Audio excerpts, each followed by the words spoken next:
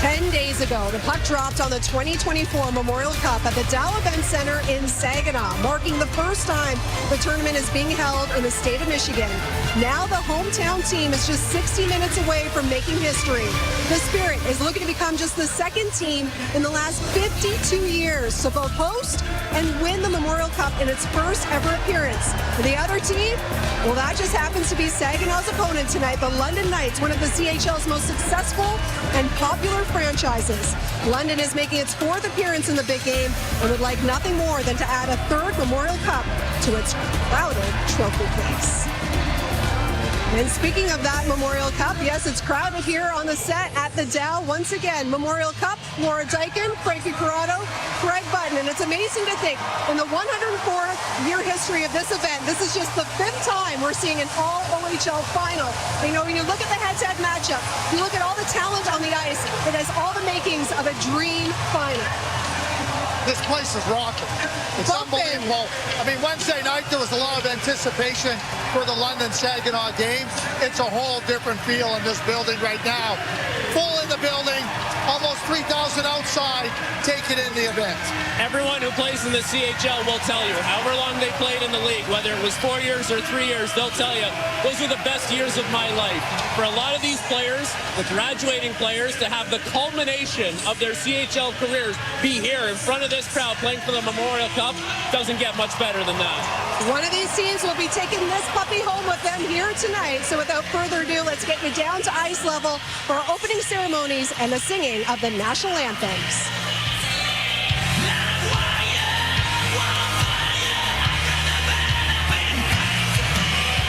Tonight's final game of the 2024 Memorial Cup, presented by Dow, is the end of one chapter and the beginning of another, as we conclude a terrific 2 weeks in Saginaw and look forward to next year's Memorial Cup tournament. La finale de la Coupe Memorial 2024, présentée par Dow ce soir, marque la fin d'un chapitre et le début d'un autre dans la riche histoire du tournoi. Alors que nous concluons 2 semaines formidables à Saginaw et nous attendons avec impatience le tournoi de la Coupe Memorial de l'année prochaine. For tonight's ceremonial puck drop, we would like to first welcome Craig Goslin, a member of the host organizing committee and the managing partner of the Saginaw Spirit.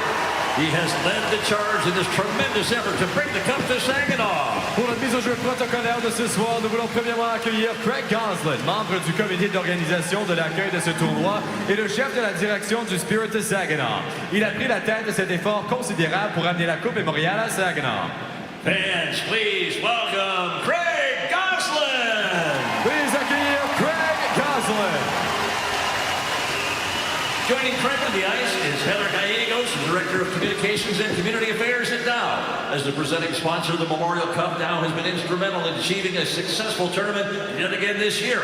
Without Dow's support, none of this week's activities would have been possible. Se joignant à Craig sur la glace est Heather Gallegos, la directrice des communications et affaires communautaires à Dow. Please welcome Heather Gallegos. Veuillez accueillir Heather Gallegos. And representing next year's hosts, the Rimouski Oceanic and the city of Rimouski, Quebec, Canada, is the commissioner of the Quebec Maritimes Junior Hockey League, Mario Cecchini. Mario took office as commissioner in May of 2023 and has been instrumental in continued growth of the QMJHL, including a rebrand to reflect the third of its teams in the Maritimes. Et représentant les hôtes de l'année prochaine, l'Océanique de Rimouski, la ville de Rimouski au Québec et le commissaire de la Ligue de hockey junior maritime du Québec, Mario Cecchini. Mario a pris ses fonctions en mai 2023 et a joué un rôle déterminant depuis ce temps dans la croissance continue de la LHJMQ, y compris une nouvelle image de marque pour refléter le tiers de ses équipes dans les maritimes. Please welcome Mario Cecchini. Veuillez accueillir Mario Cecchini. At this time, we invite the captains of each team to join our guests at center ice for a ceremonial puck drop. À l'instant, nous invitons les capitaines de chaque équipe à rejoindre nos invités au milieu de la patinoire pour une mise au jeu protocolaire.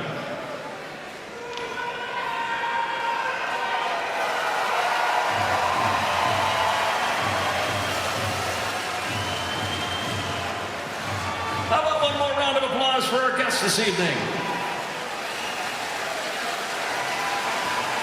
At this time, we ask you to please rise if you're able, remove your hats, and join Todd Michael Hall alongside guitarist Domingo Vasquez for the singing of our national anthems. Veuillez vous lever, retirer chapeaux et casquettes et joignez-vous à Todd Michael Hall, accompagné à la guitare par Domingo Vasquez pour l'interprétation des hymnes nationaux. Oh, Canada, our home and native land, true patriot love in all of us command. Quand on brasse et porter le lait, il sait porter la croix. Ton histoire est une épopée des plus brillants exploits. God keep our land glorious and free. Oh, Canada, we stand on guard for thee. Oh, Canada, we stand on guard for thee.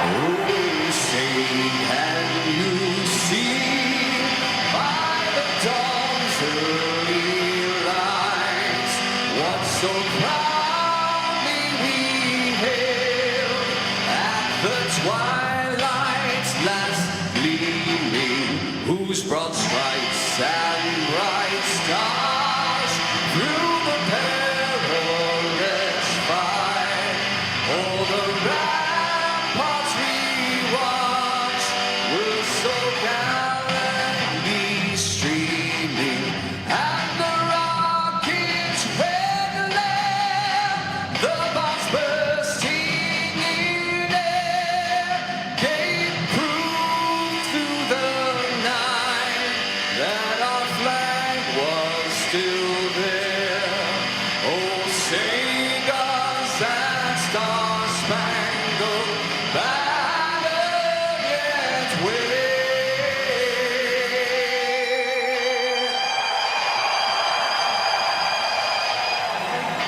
Oh, the land of the free and the home of the brave.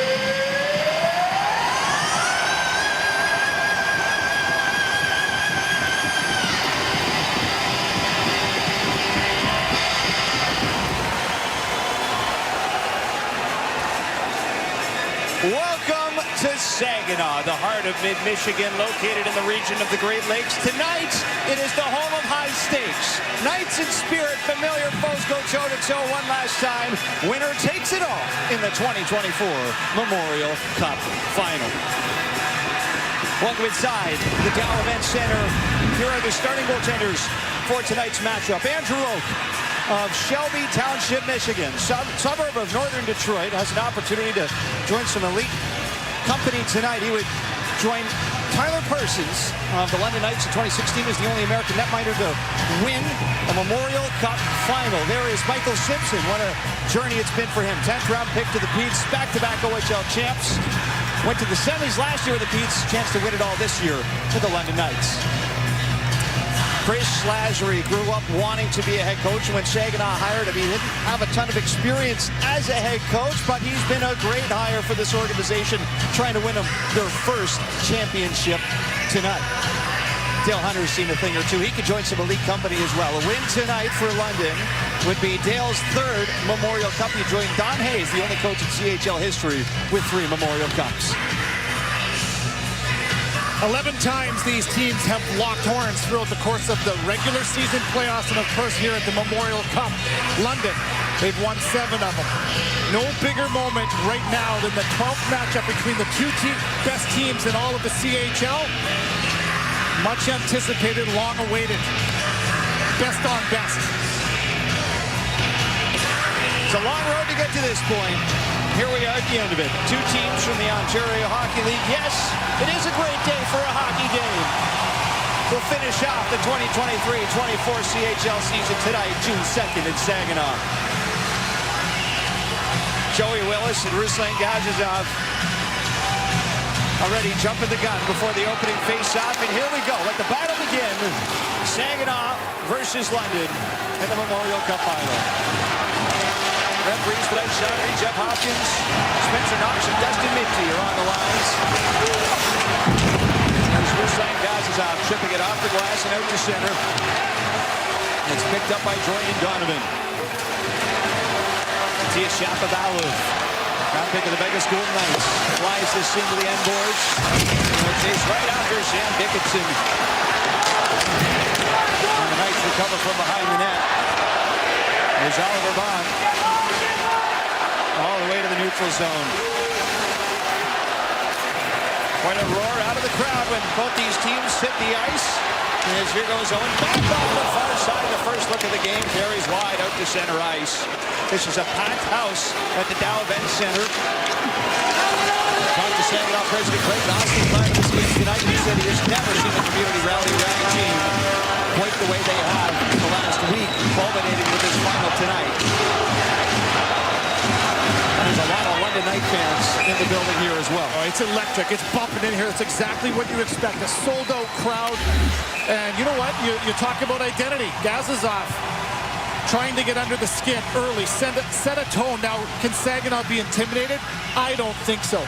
Can they get knocked off of their game and maybe lose focus with that kind of a thing? Well, there's no better team in the Ontario Hockey League, perhaps all of the CHL, that trying to ruffle the feathers, distract, knock teams off with balance, get into their head. Gazizov early, trying to do just that. This is the 12th meeting between these two teams, including regular season, Western Conference Finals, in the playoffs, and one already at the Memorial Cup. There's no secrets here, Kevin. Well, we won't even go down the list of all the drama and all the noise that surrounds this matchup. I mean, it's just tailor-made for television. This is a Cinderella story, is that these two teams meet. The most important game in the last game of the CHL for the right to hoist the Memorial Cup. Caleb Lawrence ended up hitting his own man, Casper Halton, and he's going to try and race to the puck now as Jordan Donovan backtracking. Here's Halton in. Fantastic finish sniper this year for the London Knights. 16 power play goals. Was tied for first in the regular season. Had another 8 in the OHL playoffs. Here's Edward delivering a hit on Nick Sema. As Isaiah George, property of the New York Islanders, to center ice. And the Spirit collected with Zane Perret, one of the top draft eligible defensemen out of this year's draft. Far side in front of the London Knight bench. Max McHugh down the left side. That's poked away by Zane Perret, and it's out of play into the Saginaw bench. Well, like I mentioned earlier, 12 times. The 12th time these two teams have come head-to-head throughout the course of regular season playoffs, and now for the second time here in the Memorial Cup. 7 wins for London, and Chris Lazary says they've had our number. We have to find a way. You look at some of the statistics that have led the path to this day here. Power play, London. It's been huge. Over a third of the time that they scored with the extra man against Saginaw. Discipline is going to be a huge part of this, needless to say, for both sides. Saginaw is going to want to keep this thing 5-on-5. Nickel to take this faceoff against Ethan Hay, who had himself a career night in the semifinal against Moose Jaw. 2 goals and 2 assists. 4 points. He was player of the game. Back out through center ice. This is going to go for an icing against Saginaw. You look just at the last matchup between these two teams. I would say that for the majority of the game, or more than half of the game, I thought Saginaw looked more organized, but the patient play from Dale Hunter's group, I asked him about just that. He says, listen, our core guys, we've grown up together. We've done a really good job about developing from within, drafting, being patient, and then bringing along. With that comes patience. Of course, playing almost over 1,400 games in the NHL and having his experience doesn't hurt. Saginaw with Jordan Donovan Forcing it out through center. Here's Oliver Bond, one of two flyer prospects on the London Knights. The other's Denver Barkey. As this goes back for icing. I really appreciated the honesty for Chris Lazary, and I think in some ways when you just say what everybody else is thinking, it sometimes deflates or kind of diffuses any kind of outside noise. He says they've had our number. Well, listen, they've won 4 times out of 11 so far, and they've really liked the structure of their game. They've liked the statistics within the game as far as what they're trying to do. They need to finish, and Chris says that more than anything, is the chances that we create through structure has been good. Finishing needs to be better. But I like the fact that he said, hey, they've had our number and we've got to find our way. You got one chance. Winner takes all. Far side, Mangoni pushing ahead. Intended for Gervais. Taken away by Gazizov at center. Slips it behind the back. Julian chops it in. Far corner, Dionisio. Over to Hay. Pass back for Donovan. And that one hit a body. I think that deflected right off of Barkey and out of play. There's such a balance in these games where there's so much on the line where you cannot play, you can't back off the game, but you have to have a level of caution in your game where you want to press and you want to force other team into mistakes.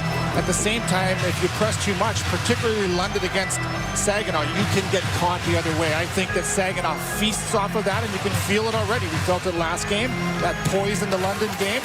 From both sides, has been somewhat cautious early. There's Ruslan Gazizov. Swings it into the far corner. Back out in front, behind Gazizov. Collected by Braden Hache. Mickey Renault Award winner this year. The Captain's Award in the Ontario Hockey League as it comes out to center ice. And across for Mattias Sapovalov. Correct. In the neutral zone. Short feed ahead for Sapovalov. For the Czech World Junior team the last couple years. Who did not run to silver in Halifax.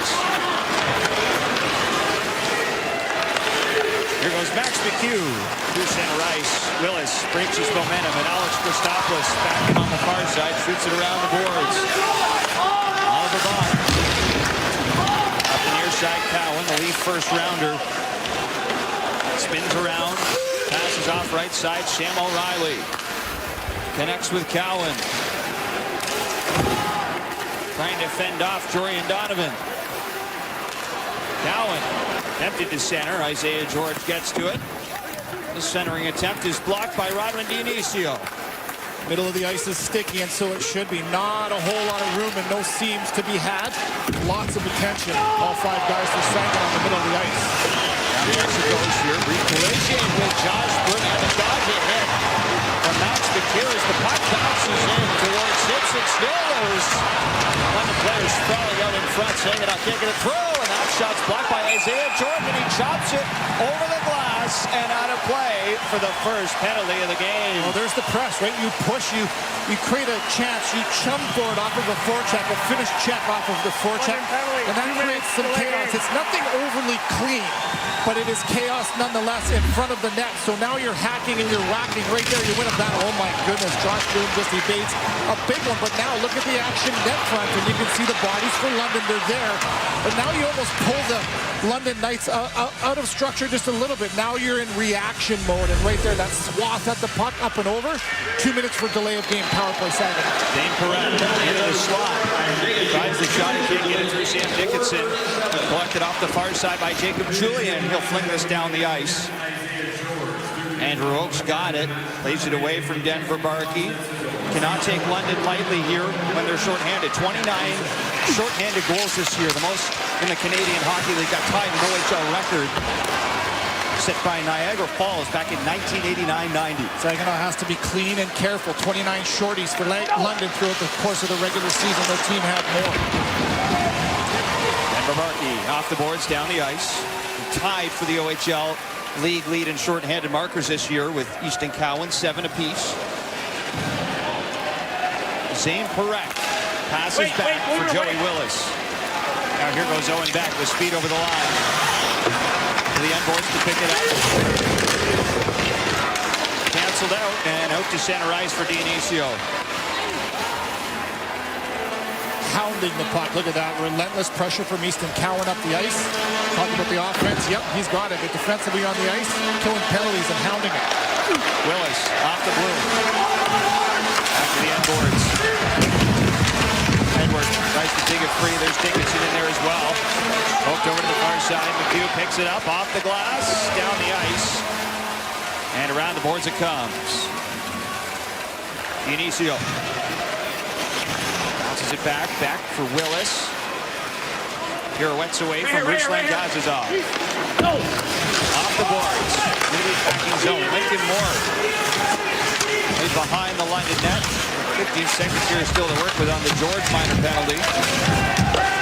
Off the boards toward the point. Dionisio. Drops it back for back. Tries the wrister. That's knocked down in front. That hits it out to Gervais. One shot on the power play for Saginaw as it expires. Here goes Donovan far side on George. Can't get past him. Fresh out of the box, George. Will pass it to Santa Rice where he connects with Sam O'Reilly. Donovan's going to get that to the net, right? It's at the end of the power play. You've got some fresh guys coming on the ice for London, and you've got traffic. Shoot it, keep it simple. Here's Dionisio, the Swiss import. Slowly to center. Shoots it in and peels off the change. Jackson Edward. Up the far side, right past Landon Sim. Up there on the third line with Kasper Haltinen and Caleb Lawrence. All three of which are NHL draft picks. Here goes Lawrence. He just signed his entry-level deal with the Los Angeles Kings in late May. And it's Sim property of the St. Louis Blues. As Isaiah George is tied up with Saprovalov on the end boards. Comes free for Lawrence, connects with Kasper Haltinen. He's got a goal in all 3 games of the Memorial Cup for London. And he picks up the puck here, trying to center. Lawrence spins around, hits the outside of the net. Off the right wing, Oliver Bach has that pop up on him. That's forced out to center ice for George. Now Lawrence, later out to the far side, Shapovalov collides in the corner. Braden Hache. Played ahead for Joey Willis. Turning away from Landon Sim. It's collected by Rodwin Dionisio. Outside Hunter Haight. He is in offside. Almost halfway through the first period. London survive a penalty kill and we're tied at 0.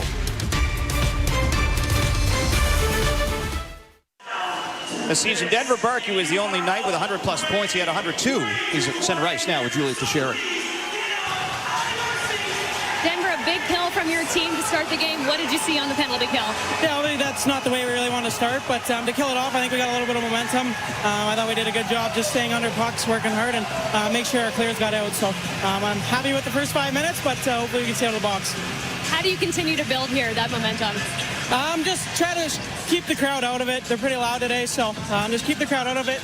Stick to the system, work hard, and I think we should be good. Thank you. Have fun. Thank you. Thank you. Denver Barkey, third-round pick to the Flyers. Played minor hockey with the Toronto Titans, where his head coach there was Darcy Tucker, a Memorial Cup legend, one of 4 players to have won 3 of them.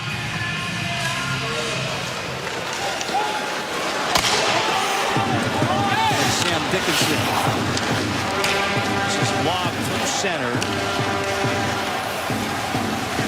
And the Saginaw Spirit from their own zone send it right into the London end. That hit the linesman, Dustin, or rather, check that, Spencer Knox. Goes in behind the London net. It's Sema. Around for Donovan. Far side, Dionisio shot. That's snagged by Michael Simpson for the whistle. Today, the Canadian Hockey League All-Star team was officially announced. Here's a look at some of the top players in the entire Canadian Hockey League, and we saw a bunch of them at the Memorial Cup this year. Yeah, no doubt about it. Not a surprise at all. The Ontario Hockey League MVP, Easton Cowan, Jagger Furcus led all of the CHL with 126 points. Down and down you go. Look at the all-rookie team, led, of course, by no surprise to anybody, Gavin McKenna out of the Medicine Hat Tigers. What a season that young man has had. The Medicine Hat Tigers are looking pretty good right now. Oh, boy. With a great group of young players. Looking good, getting better. Josh Bloom has out the point. Shot for James Perret is stopped by Michael Simpson. Hache at the line. His shot is redirected by the stick of Easton Cow, and it's high and out of play. Clearly, and needless to say, both of these teams have a high level of skill. I think Saginaw has to rely on their execution more than anything else, and I feel like they've been just a little hasty, a little jumpy, right? Where sometimes just making simple plays to build yourself into a game where there's lots of anticipation, a ton of emotion brimming out of the building, and I just think that Saginaw has to settle down here a little bit, make the play. The draw, they score! Owen back!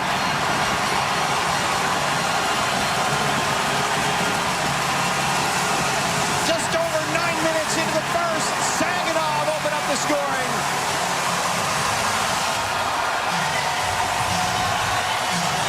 Well, that'll settle him down. How about that for execution right off of a face-off? This one's anybody's. It's a 50-50 puck. And Owen Beck, after chumming for that one, it's loose, and he just steps into this one and shoots it right off of the top corner. I'm not so sure Simpson even saw that one. Up to the top corner over the glove. Yeah, look at the traffic in his eyes. No chance whatsoever. Start on time in those face-offs. 50-50 pucks. Who wants them more? Owen Beck rips one to the top corner for his third goal in this Memorial Cup tournament, and the all-important first goal in this game.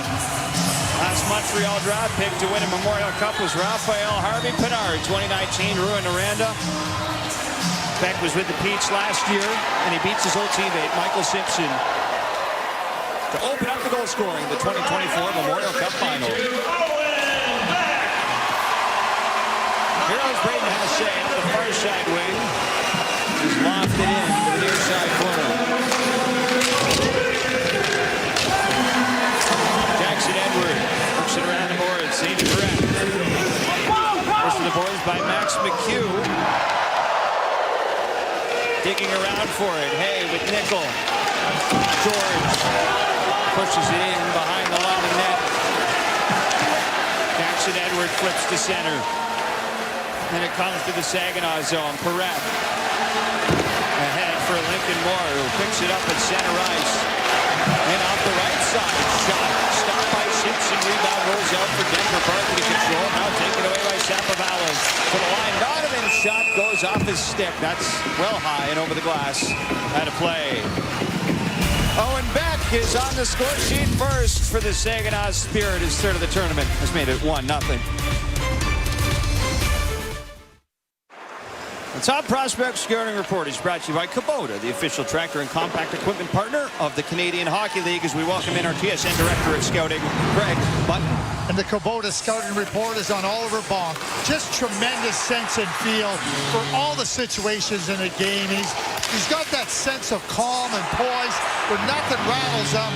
And don't be confused about his outward competitiveness. Still waters run deep. Oliver Bonk is a big-time competitor. That is your Kubota Scouting Report.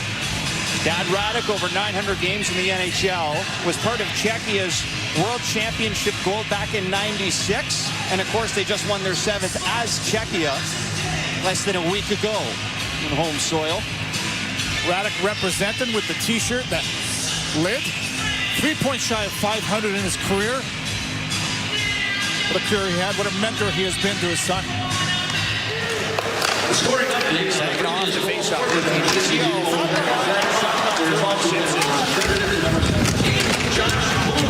Who's behind the line of net? Dickinson goes off the glass, out down the ice. Hustling after it is Dorian Donovan, and he's going to win the race for icing. Oh, that goal from Owen Beck is such a huge, huge goal for obvious reasons, right? You get the energy in the crowd, and I think it's going to serve to settle Saginaw down just a little bit. Now they can exhale here a little bit. And as the goal was going in, we were explaining about how they've been a little jumpy, right? They haven't executed cleanly, not cleanly enough, in my opinion. And boom, goal in behind of Simpson. Perhaps that's enough to settle them down and get that level of execution a little higher. Owen Beck off the face-off, wins this one. Brilliant in the net. That's turned aside by Simpson. London are still looking for their first shot in the game.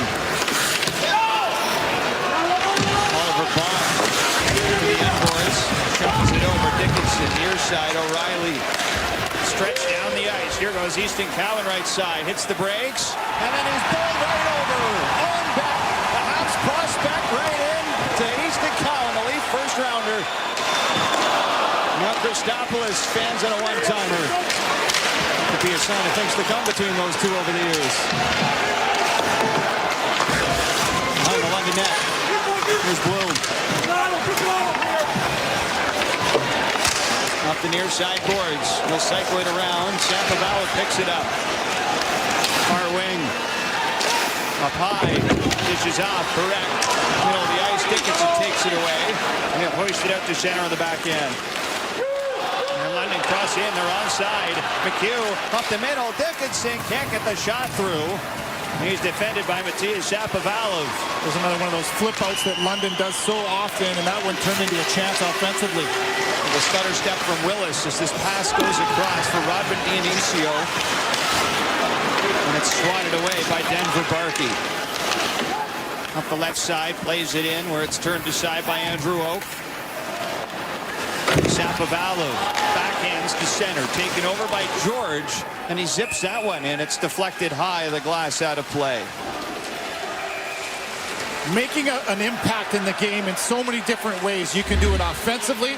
Owen Beck's done that. He's got the lone goal of the game, and then he absolutely erases the best player on the other team, right? And he does it in defensive fashion. You work hard, you have speed, coming back to your own zone, shoulder on shoulder. That's just a powerhouse hit on a really good player. That won't deter Easton Cowan, but it certainly erased him out of the play, and a message sent. We've talked to you about the top where London wants to initiate. They want to try to intimidate. Well, that's an intimidating play. A clean shoulder-to-shoulder hit. Boy, you talk about sending messages. You can do it in all sorts of different ways. Owen Beck's done it twice. Second round pick, really second round pick to the Montreal Canadiens, 33rd overall back in 2022. He's impressed in previous training camps. And he'll come to this year's as well with a lot of momentum. Saginaw deep in their own zone. Hunter Haight, property of the Minnesota Wild. Here's Gazizov from a sharp angle. Now George from the line. Back down low. Gazizov centering attempt stripped away. Hunter Haight off the boards to center for Jackson Edward. Prospects from 5 Canadian teams are represented in this tournament, and all 5 of them are in this final. The only 2 Canadian teams that don't have prospects here are the Calgary Flames and the Edmonton Oilers. This puck is deflected high over the glass, out of play. A lot of important hockey played by Owen Beck over the last 2 seasons, of course, coming in from Peterborough. And you look at his games played, look at his numbers, 147 points. That's absolutely outstanding.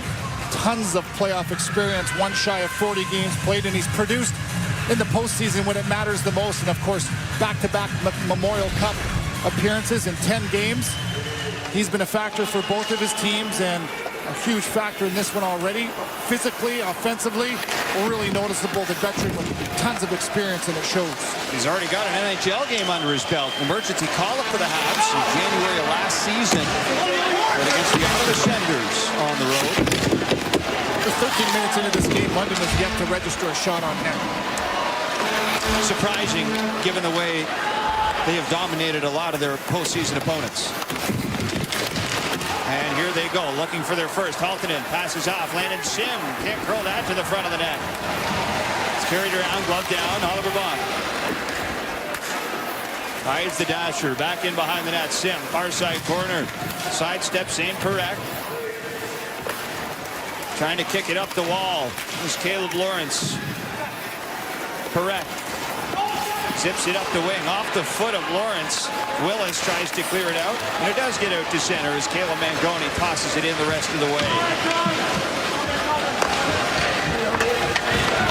Oliver Bach snaps it ahead to center for Cowan. Native of Mount Bridges, Ontario, just outside of London. As Donovan moves this out to center ice. McHugh seals off the boards from Sebastian Gervais. Collision along the near side as O'Reilly went into the boards.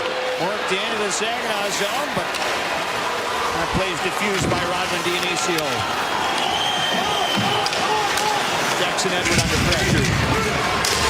Tossed over to the near side. Donovan in from the line. Battles behind the net with Edward. Now Ethan Hay around the boards for Dionisio at the line. Trying to shake off Easton Cowan. It's picked up by Edward. And he'll sauce this one all the way through center. Andrew Oak is going to ward that off into the near corner. See on that last play, sorry, Vic, that stretch play for London. They'll try to catch Saginaw on offensive structure, and they'll go the other way. And it was almost a 2-on-1. No shot on net. Saginaw scored the first goal last game. And the race for it here is Michael Simpson. But you saw no panic from London. I don't know that we're seeing any panic here as they're still looking for their first shot. Knights come in over the blue line to the Saginaw zone. They're offside. You know, my mom means so much to me, and I can't thank her enough for absolutely everything that she's done for me. Just over 15 minutes into the first period, Owen Beck's got a goal. He's got a big hit, and the London Knights don't have a shot in the game.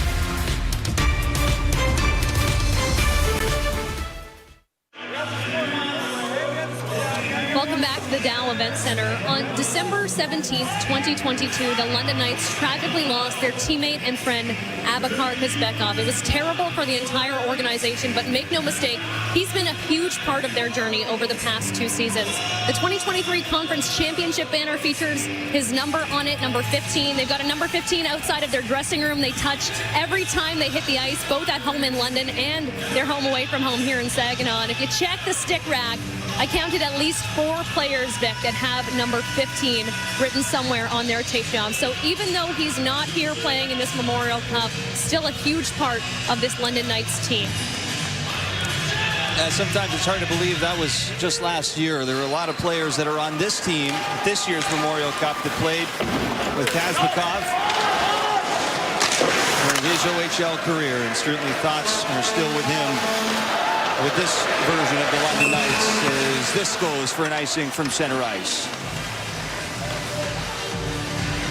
Well, you look at the last matchup between these two teams, and we've talked a lot, right, about the patience in the game for London. And you got to be careful, though, right? No shots on net, and we got 4:41 to go in this first period. And Chris Lazary talked about making sure that they execute it and they don't make hasty plays when the game is on the line, right? It's still a long way to go, but so far his team hasn't initiated any plays for London, given anything up for free. They've been well organized so far. Go into the London zone. Leaning on it, Josh Bloom plays it away. Up the middle, there's a shot for Owen Beck. And Michael Simpson takes that away with the glove hand. Timely save, big save, and look at the pressure up the ice on the forecheck. Josh Bloom has got a great stick and then body on body, so you separate the man, and now can you make the play that you've earned? Well, absolutely. The backhand as he goes away from the current, and he puts that one right on the stick of Owen Beck. He already beat Simpson once high glove. Tries it again, and Simpson says, not this time. Good save.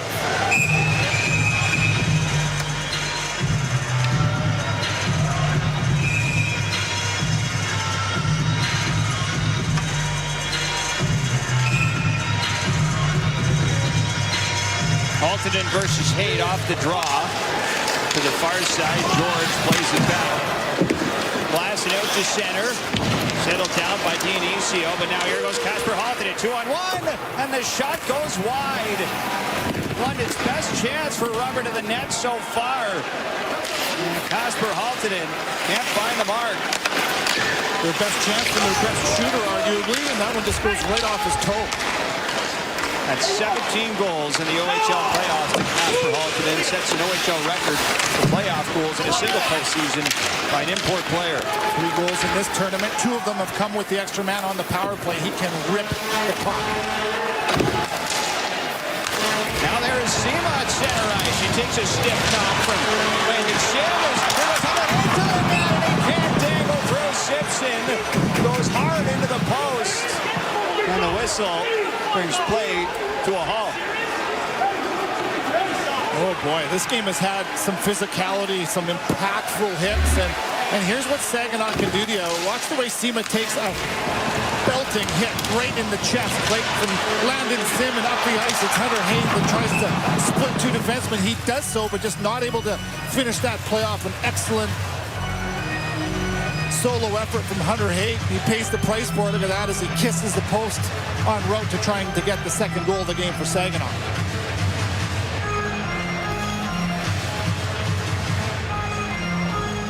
If that doesn't tell you how dangerous Saginaw can be, right? A huge hit on the body and all attention's in the neutral zone, and then behind the play, boom.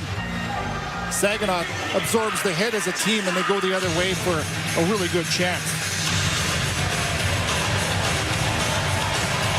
Hunter Haight was one of the guys that Chris Lazary pointed out where he says that, we've had some guys step up and find another level to their game, and he's one of them for sure. He's allowed them to not have to stack their top lines. They feel like they're very well balanced through the middle of the ice. Hunter Haight usually plays on the top line with Sapovalov. And Coney can get that shot through Isaiah George.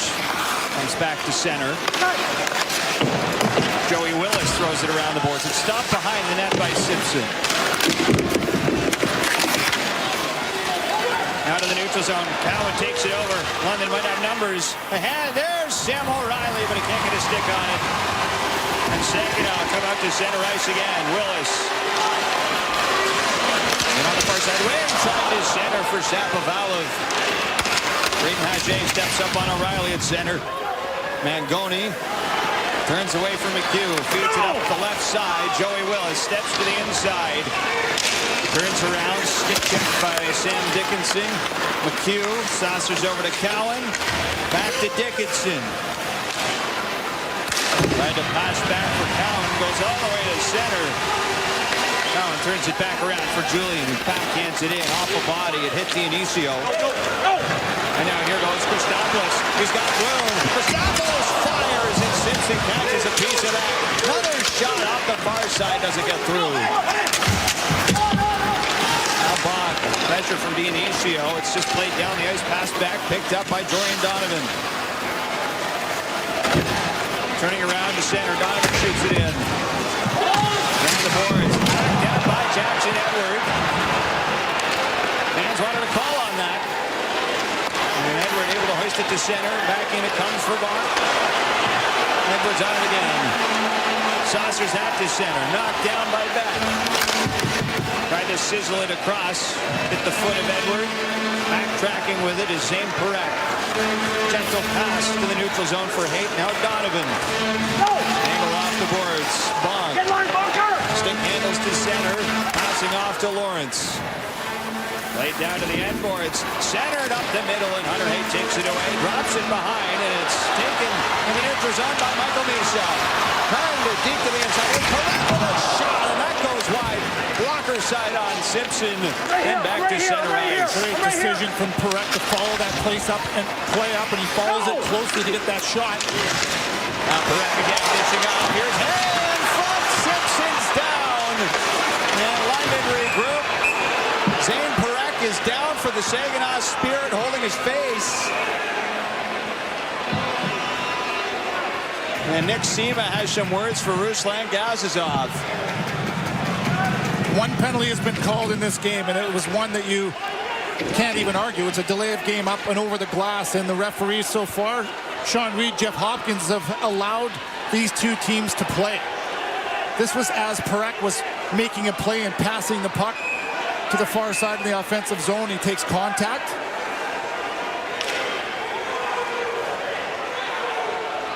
We've seen some big hits in this game already. Owen Beck with one. Landon Sim counters with another big one on Sema, and there's the hit. Puck is curling away from pressure. He takes that hit. You see the head snap. Maybe we'll get another angle of that. Here it is. Where's the principal point of contact?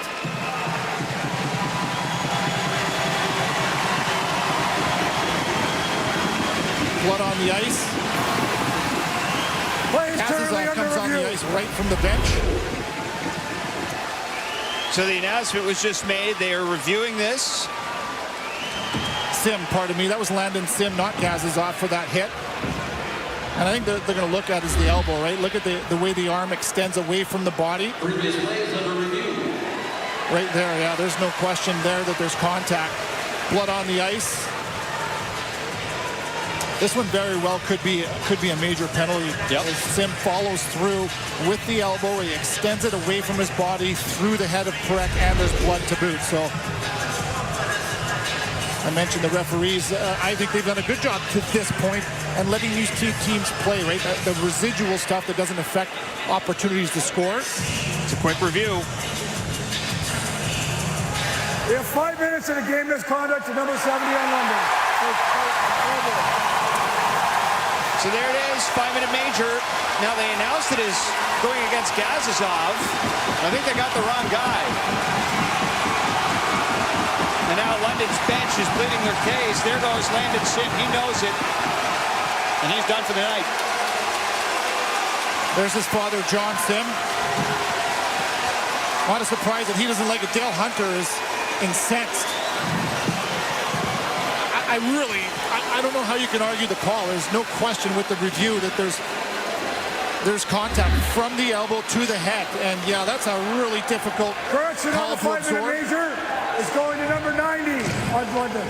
5-minute major. And so it's difficult for a player to know that his Memorial Cup experience is over. It's difficult for a father and a mother to watch their son skate off the ice, and it's certainly most difficult for a head coach and a team to now have to face a 5-minute major penalty when you're down by a goal. 1 minute left in the period, you've got one shot on net. Oh boy. We've not seen a 5-minute major handed out in this tournament until that one. With 62 seconds to go in the first, they've officially given London one shot. Given one shot, and Dale Hunter has given it to the referees, and this is probably as much about maybe the next call versus about what had just happened. Hard to argue it.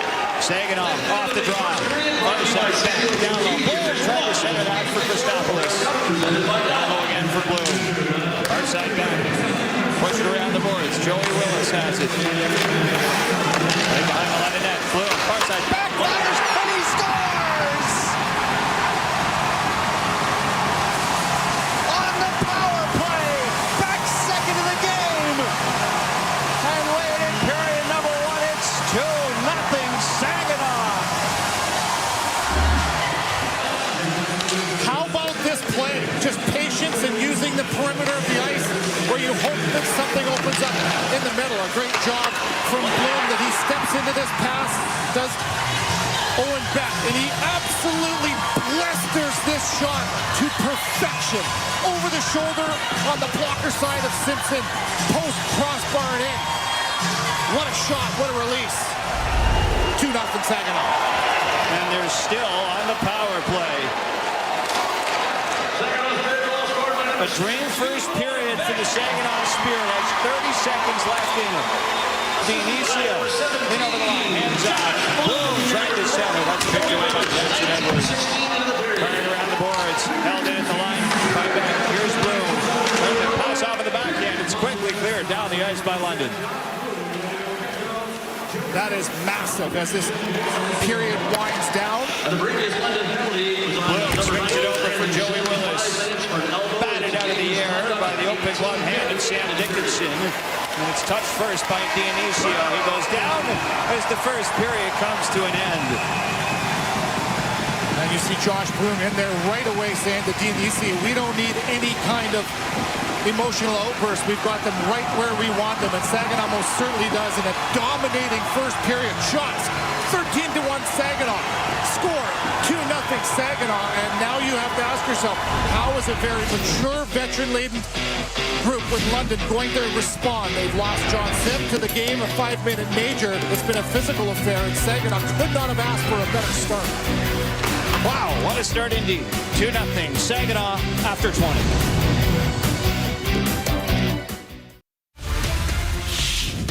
The CHL on TSN is brought to you in part by CCM, the leading hockey equipment manufacturer for all levels of play. The Dow is rocking, and the hometown spirit giving that hometown crowd plenty to cheer about. Owen Beck's waving goodbye to that first period, and what a period it was for him. Here he is with Julia. Owen, you probably couldn't dream up a better first period for your team. 2 goals for yourself, and you limit London to 1 shot on net. How did you do it? Just played our system. Something we've been preaching. You know, I think this game's just got to be about us. We got to stay internal. We got to make sure we're doing the right things, and we're not worrying about what they're doing. Some big moments for you physicality-wise, too, not just the goals. Do you think physicality might be an underrated part of your game? Yeah, I've missed playing with it. It's been a while. I saw an opportunity to just lay a clean hit there, and it's pretty good players, so got to make sure we're making it hard on them. Listen, you know they're going to come out angry for the second period. How do you make sure they do not get to their game? Yeah, they're going to come out hot. They were off for a couple days there. Probably took them a minute to get into the game. We're fully expecting a push here, but we still got to take care of our power play here, and we'll be good here. Thank you. Good luck. Yeah, thanks. And we are officially at the intermission with Craig, Frankie, Laura, and Old Memorial here. And what a first period it was. 2-0 the Saginaw Spirit on top of the London Knights in this, the final game of this 2024 Memorial Cup. We always talk about these two teams and all the adversity and all of the history that they played. This is our 12th time facing off against each other this season. They don't like each other. They know each other very well. It's that fine line, right? You don't want to go too far when you're playing a physical game, but the London Knights and Landon Sim in particular definitely straddled and overtook that line in that period. Yeah, he wasn't straddling it. It's a 5-minute major every day of the week. And certainly when you take that elbow and you drive it and throw it right in, you make head contact, that gets you evicted from the game. And that's exactly what Landon Sim deserved. It's exactly what he was given. I mean, there are shots, there are plays in the game to get reviewed. I don't know if it gets any easier than that one, Frankie. And yeah, they're going to be disappointed. Yeah, they're going to be screaming at the referees. This is 100% the right call. And now, for a period that was absolutely terrible for the London Knights, it could go from bad to worse because there's still that 5-minute major to kill off. They already got one goal. Saginaw does. Listen, it's a chicken wing. It's an elbow. It's a 5-minute major in every league. Yes, it's unfortunate. It happens. But now the challenge for London is a penalty kill that was perfect has now been exposed. They were 11 for 11, and they let in a power play goal. And I don't think many people would be surprised to say, okay, Saginaw has the lead after the first period, but London having one single shot, and that came with just about 3 minutes to go in the period. A storyline we really talked about throughout this tournament is how GM Dave Drinkel has brought in some players to shore up this team ahead of this run, knowing that they were going to be the host of the Memorial Cup. Brought in Owen Beck from Peterborough, has experience playing in this tournament. However, Peterborough didn't make the final last year, but this is what they needed from him, and he's kind of picking up steam just at the right time. There's a number of players that are candidates to be the hero, the one who has the big game in the big moment, and right now, Owen Beck, the second-round pick of the Montreal Canadiens, is having that moment. This is a player who's 60% on faceoffs over his last 2 years in the OHL. There he is, wins a faceoff, scores a goal. Physicality, Easton Cowan, first-round pick of the Toronto Maple Leafs, all over him, finishes, gets another chance, and here he is on the power play. Calling for the puck, finishes. I don't love the wave at the bench. Like, the London Knights are a really good team, and they've had Saginaw's number all season long, but Owen Beck from start to finish was the best player in that period. When you're watching young players, they want to challenge themselves in the biggest games, in the biggest moments.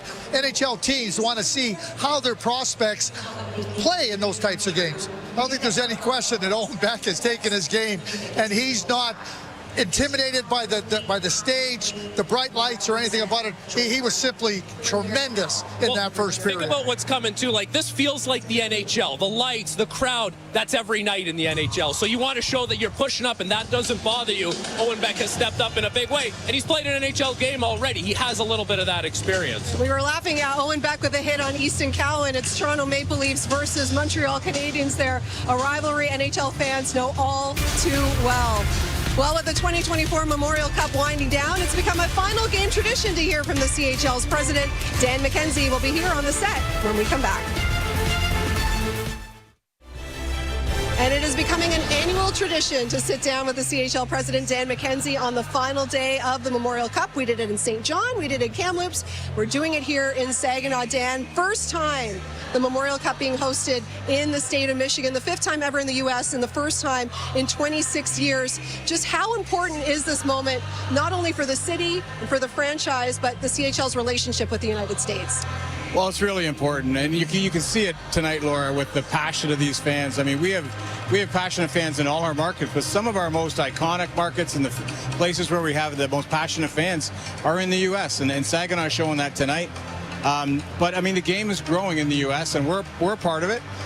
But I think for us, it's really important, whether you're a young player or you're a young fan, that you get a chance to experience the best junior hockey league in the world, and that's the CHL.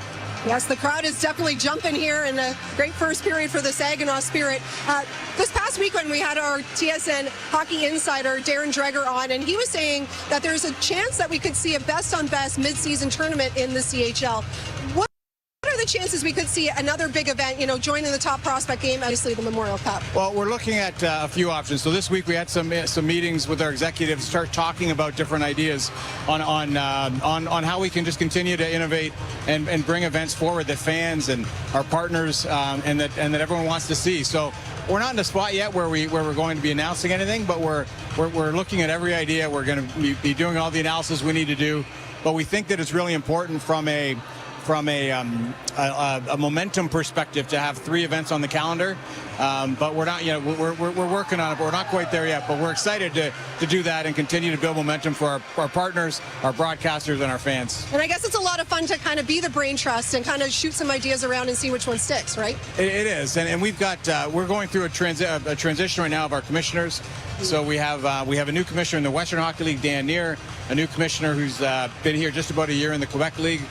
With Mario Cecchini and David Branch from the Ontario Hockey League are going to be retiring at the end of the year. So listen, those guys have done the longtime commission have done a phenomenal job, but we're also in a moment in our evolution where we're also starting to talk about some new ideas, and it is going to be nice to sort of have an opportunity to talk that through. We said it was kind of fitting. We've got an all OHL final here, and it is David Branch who announced his retirement, and that streak will come to an end because they haven't won one since 2017. That's one of the things I really love about the CHL and the Memorial Cup in particular. Everything's fair, rotation basis, right? So this year it's the OHL hosting. Next year we know it'll be Rimouski in the Q, and then the year after that, the WHL's turn. Any talks about who could potentially be the host in 2026? Well, it's interesting. We had 4 cities from the West from the WHL in Saginaw this week, meeting with the folks from the Spirit, meeting with our event director to just take it all in, ask questions, have a chance to sort of formulate their bids. We're looking at tentative bids are going to be due in June, and then formal bids will be due in September, and we're hoping to announce before the end of November. So when it comes to the hosting things as well, are you looking for maybe something like this where it's a first-time host, or are you kind of looking for more of the historic and those teams that have a history in the league and have perhaps won before? Yeah, you know what? There's no formula. I mean, the great thing about the Memorial Cup, and it's been really neat in Saginaw to see the way they brought the Memorial Cup to life in a market where it's not in Canada and the history maybe wasn't as well known. They did a really nice job of melding the American sensibility and patriotism with the Canadian tradition. So that's been great. I think we want each market to come forward and tell us and show us how the Memorial Cup's going to help them showcase their city, and that can come to life in a variety of different ways. Yeah, and we saw, especially with Saginaw, it's a long process, right? It takes 14, 15, 16 months, so we want to get the ball rolling as quickly as possible. Well, Dan, another successful tournament, although we're not done just yet. We've got 2 more periods of this Memorial Cup to go. Same time next year? What do you think? Sorry, I didn't hear the question. You and I, same time next year, right Got here, it. Rimouski. I'll look forward to it. Okay, thanks for having me. Appreciate it. All right, we've got the second period coming up, and a great start for the Saginaw Spirit.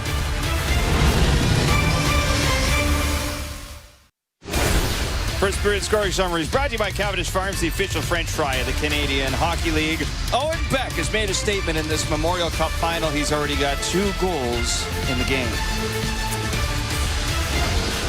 Well, that was a surprise, wasn't it? Just 1 shot for the London Knights. They haven't had fewer shots in a period all season long, and it's Owen Beck who steps up to the plate for the Saginaw Spirit. Well, the team structure stood out first. I actually didn't think Saginaw was executing very well in the first 10 minutes, and yet they were still somehow controlling play, and London was just disassembled in so many ways. Why do you go out and get Owen Beck? Well, because he's a high-caliber player. He's now been in back-to-back Memorial Cups. He's got a ton of experience, and man, that's what you rely on. Important players to come up to the service in important times. He had that first goal off of the face-off, that penalty to Sim, a 5-minute major with plenty of time left on that. And Owen Beck doubles down for a second of the game. He's won 6 of 8 face-offs, 75%. Quick math there. And he has been excellent all over the ice in that first period. And he's going to start this one as they tip it off for the second. We'll see if there's a pushback here from London. There's still 3 minutes and 58 seconds on that 5-minute major assessed to Landon Sim. Evan Van Gorp is serving it for him in the box. And the Saginaw Spirit begin period number 2, 5-on-4. Here goes Rodwin Dionisio. Dropping it back. Willis passes over to Owen Beck. Over to the far side. Beck. Toss behind the London net. Isaiah George locked up with Joey Willis. Taken away by Julian, and the Winnipeg Jet draft pick sends that right into the glove hand of Andrew Lowe. I mentioned earlier 29 shorthanded goals regular season for London, so watch for them to pounce if they get an opportunity, and you know that Saginaw's going to be aware of that. They've got to be careful. There goes Owen Beck down the right side. Dives in behind Simpson, passes off, boom, with a one-time shot, and Simpson hangs on to that. Just a nice, simple little play. Beck takes what's given to the perimeter of the ice, and that's how you keep the other team going back towards their own net. Dale Hunter, listen, you know this is a guy that's been around 24 years as the head coach, GM, owner of this team, along with his brother, and he's been involved in some important hockey as well, over 1,400 games in the NHL. He's been a part of 56 different elimination games in the NHL, so you know he's got tons of experience to share and dwell on. Here's Mangoni, right side. Into the corner, Shapovalov. It's turned around the boards. Now left wing. Misa back for Perek. He's back out there. He took the hit, the elbow from Sim late in the first period. As this pass is sticked away by Max McHugh out to center. Misa off to Mangoni. Picked off by Dickinson. Flown down the ice. And Zane Perek will go back together. There is the CHL Defenseman of the Year. Perek off to Mangoni. Laid around the dasher. And ripped down the ice by Jackson Edwards. Well played by London right there, denying entry, forcing the dump, and then they get to that puck first for the clear. Now Hunter Haight scampering through center. Hands off left side. Christopoulos shot, and Simpson sees that the whole way. Well, what London did so well on one side of the ice, denying entry, Saginaw comes back and they attack on the other side. You can see the three men for London that are going to try to slow things down. There's the original dump in, and they get the first touch, and then coming back the other way from Saginaw, they do the same thing, and London overloads on that strong side, and Saginaw is able to find the weak side to make the play to the net. Dionisio drops his back for Beck. Hanging on down the right side. Here's Bloom wrapped up in the corner by Isaiah George. Back to the far side. Denver Barkey with the backhand. Gets that to center ice where it's gloved down by Rodman Dionisio. Picking up speed. Through center, dropping back for Owen Beck. Willis left side. Hangs on to it to the end boards. Isaiah George moves it around. Corral now by Christopoulos. Josh Bloom left side. Steps in. Down low. Christopoulos out in front. Kick save by Simpson, and he covers up the rebound on the doorstep. I like this play. I think this is such a difficult play to defend if you're London, right? You got Christopoulos, but he's an option on that strong side post. So now he's a threat to make a pass, but instead he just turns his body, protects the puck, and you pull it into the middle of the ice. I think this one you're looking for a rebound chance more than anything, but give a lot of credit to London as they built a wall to make sure there is no rebound chance for Saginaw. Sturdy play from Christopoulos.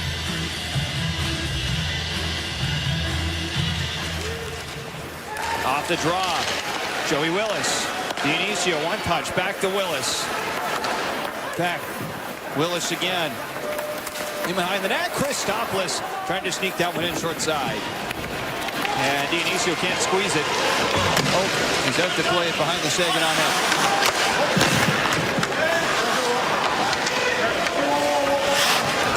Here's Rodman Dionisio. Skating past Easton Cowan. Crossing center, and the blue line, he's offside. Frankie made such a great point. The London was perfect on their penalty coming in to this game. A perfect 10 for 10 on the penalty kill. So how huge it was to not only score on that, but to show that, wow, these guys are human. And the fact that it comes at the end of the period, you look to kind of stir up some emotion for your team and then maybe make the other team lose a little bit of their composure. Excellent goal and a timely one on the power play late in the period. Isaiah George rips that to center. Played in rest of the way. Hunter Haight to the far side. Zane Perek picks it up behind the net. 96 points this season for Zane Perek. Just in over the blue lines of the London zone. Michael Misa right around the boards. That misses everybody. And Oak is back to play it again. Saginaw was anticipating that puck, maybe stopping on the wall, so that weak side D-man was Mangoni. He left the wall. Puck's clear. Left side boards, Oliver Bonk tries to stuff it out to center. Power play is over, and it's 1 goal, 4 shots for the Saginaw Spirit. When Sim is done for the game, Evan Van Gort is back on the ice and quickly scampers over to the bench. Here's Dorian Donovan. Left side, Gervais. Clambered in over the line as he was stripped of the puck by Isaiah George. Former Toronto Marlboro, Isaiah George goes down, turned over, and back to the near side it comes. Lincoln Moore tries to whip it to the net. Gervais trying to connect with Ethan Hay, and he's directed into the boards by George. Now Nickel through center, slips it in, right past Donovan. Moore into the end boards with Brent Pache. Round it comes for Moore. Gervais at center. Angled off by Jackson Edward. Dickinson to the neutral zone. Donovan takes it over. Sam O'Reilly trying to thread one through for Kasper Haltinen. Owen Beck shoots it back around. It comes to Jackson Edward, who chips it out to center the rest of the way. Now taken by Will Bishop, a native of London, Ontario. He played minor hockey for the London Junior Knights. And on the Saginaw side. Boom. Moses ahead. Owen Beck trying to chip that to center. Christopoulos was looking ahead down the ice, but it will be Sam Dickinson to pick it up and swing it around. Bishop tosses this one back over Simpson. Dickinson to the neutral zone. Wanted Cowan. Thrown down the right side for Owen Beck. Turned around. Christopoulos couldn't handle it. And he'll track it down off the far side as Owen Beck is pushed out to center. You can just see that Owen Beck is feeling it, right? Obviously the 2 goals, but even that last play under pressure, he spins away from Bonk and makes a good pass. Here goes Donovan trying to pass off to Josh Bloom, but it's taken away by McHugh. Snaps it right over to Cowan. He'll turn around and hit center with momentum. No! Sam O'Reilly tried to play it out ahead. Chops it. Comes back for Hunter Haight at center. Now Misa in on the right side. Hands off to Sima. Back in front. Stripped away by Cowan. Knocked around at the line and tossed deep to the London zone by Zane Perek.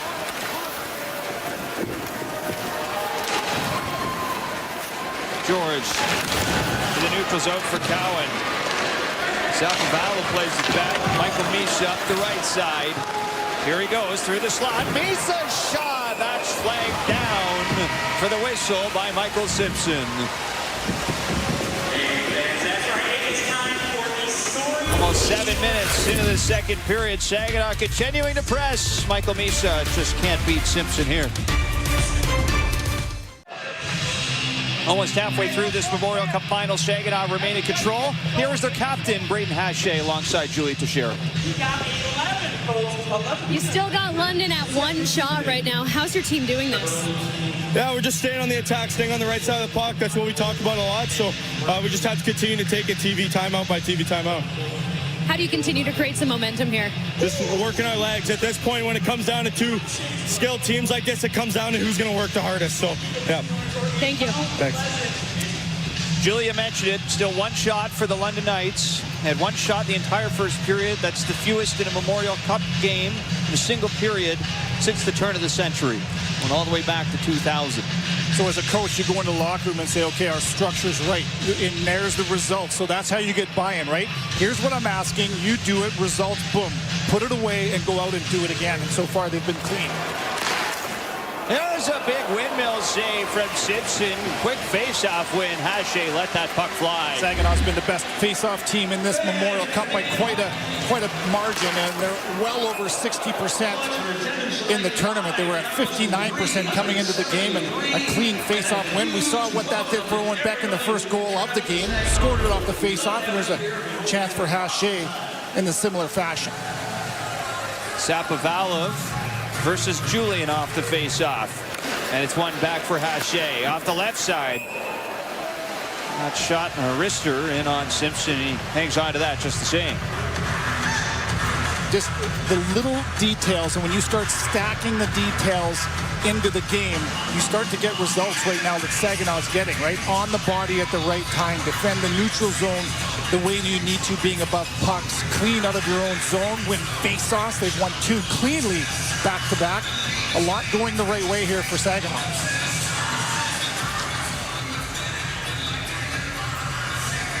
Now Lawrence versus Sapovalov off the face-off. And Sapovalov muscles it back. Here's Hache over to Zane. Correct. Looks for the lane and tried to get the tip from Mangoni. And Isaiah George will skip it to center. Hache backtracking, pressured by Nickel. Here goes Correct. Off a body at center. That's going to go for icing. Willis thought he got a touch on that one. It was a nice job from Isaiah George to gap up strong on Willis, who's looking to get in behind through the neutral zone. How important between the blue lines is in these games where they're checked so tightly. There's Isaiah George gapped up. He's got body on the south side, good stick on puck. Icing ensues. Been a face-off clinic for Saginaw in this game as well. They're over 70% on face-offs, Kevin. And London get that one. Tried to rip his shot toward the net with Ben Verbarkey. Comes back toward the line. Easton Cowan fans on that. Cowan down the left side. Can't get it through. Swept to center for Sam Dickinson. Over to Bond. Shot that in front of the Spirit bench. Right over for Joey Willis. Up the middle. Willis scores!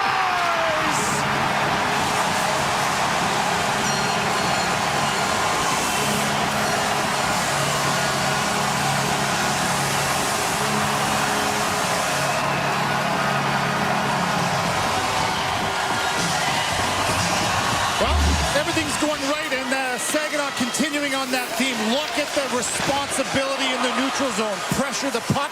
Everybody away from the puck. Be above it, and now you skate into it. You don't give anything up one way, and you create the other. And this is excellent execution with a neutral zone forecheck. And Joey Willis skating downhill as he's got speed. He sheds off the check from the defenders. Forehand, backhand, and how about that for execution to the top corner? That look tells you everything you need to know. 3-zip, home team. Joey Willis adds another in the tournament. He's looking to join Shea Weber, Martin Erat, Alex Radulov, and Ryan Ellis as Nashville Predator prospects, among others, to win a Memorial Cup. 4th round pick to the Preds last summer. So London down by 3. Donovan plays this in. It's shot off the glass and carried out to center by Nickel. Down the far side. Here goes Sam O'Reilly. And charging in. He'll shoot this around the glass. Down the ice. Puck on its edge for Oliver Baum. To the neutral zone. Here's Nickel. Offside at the Saginaw blue line.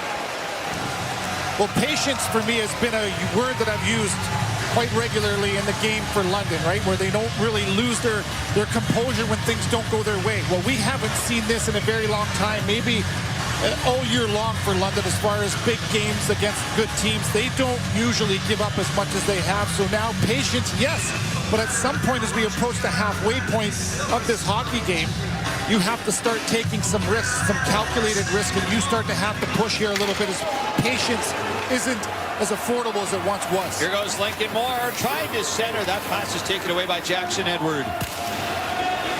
Saginaw up the near side. Pass across off the stick.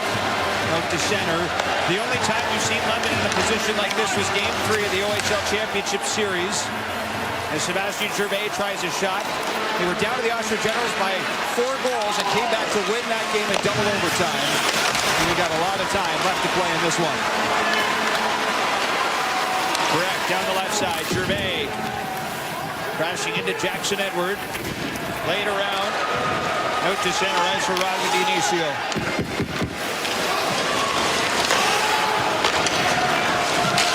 Here's Donovan. Left side, the pass misses Gervais, and it's going to go for an icing. Such a mature approach to this game for the home team. You consider the expectation, right? The weight.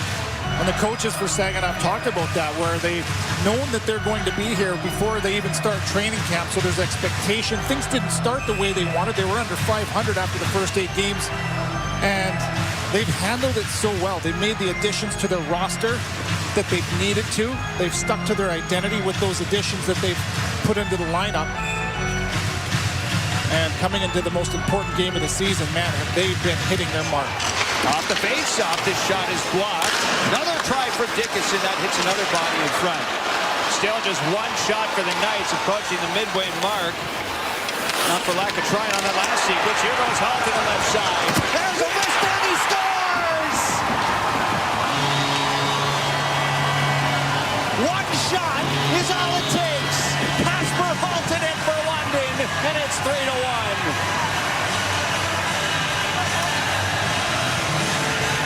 And that's what London can do to you. You're right, you said it, Vic. 1 shot is all it takes. And right there, a nice job from Bonk just to collapse down on that. He's the last man standing.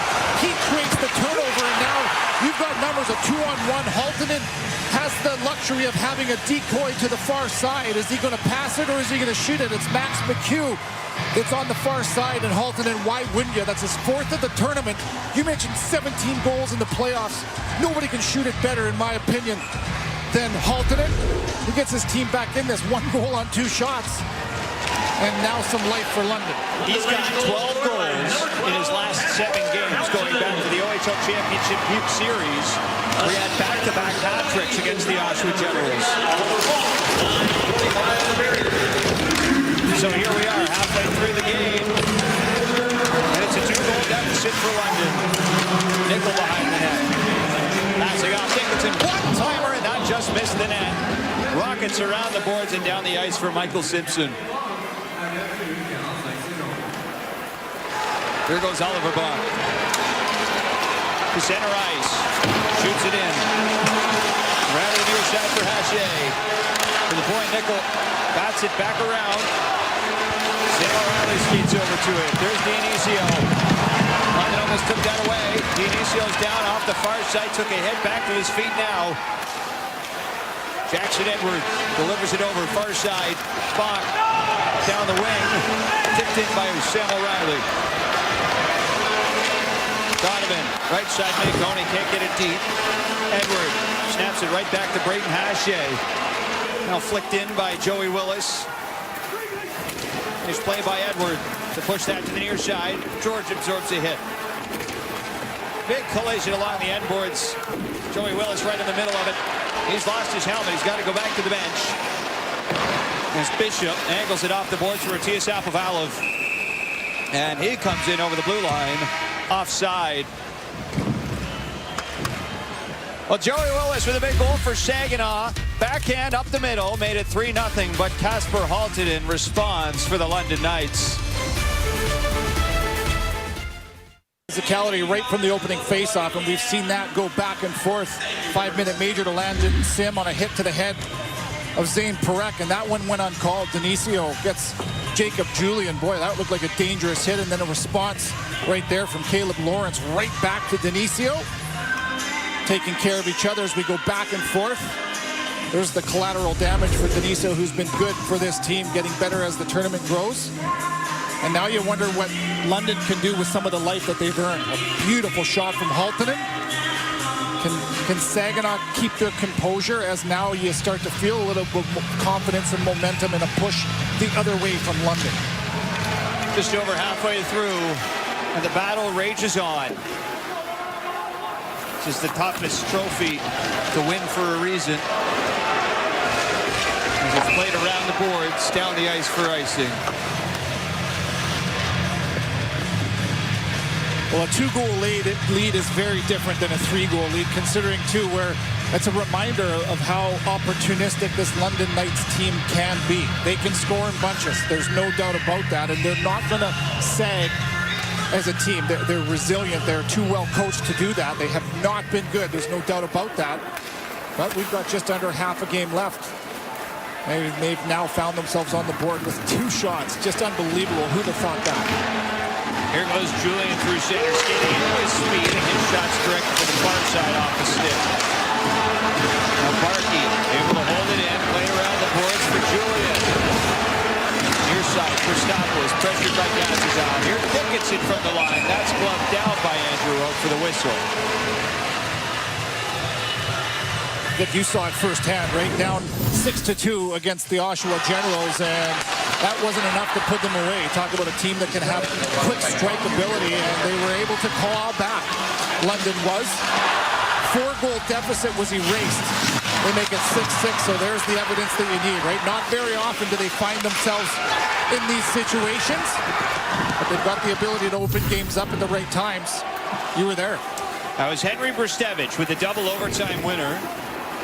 He's on the 3rd defensive pairing for London, and we probably won't see much of him tonight. Here it is in front for Christopoulos, and there's a big save from Michael Simpson to maintain the 2-goal spread.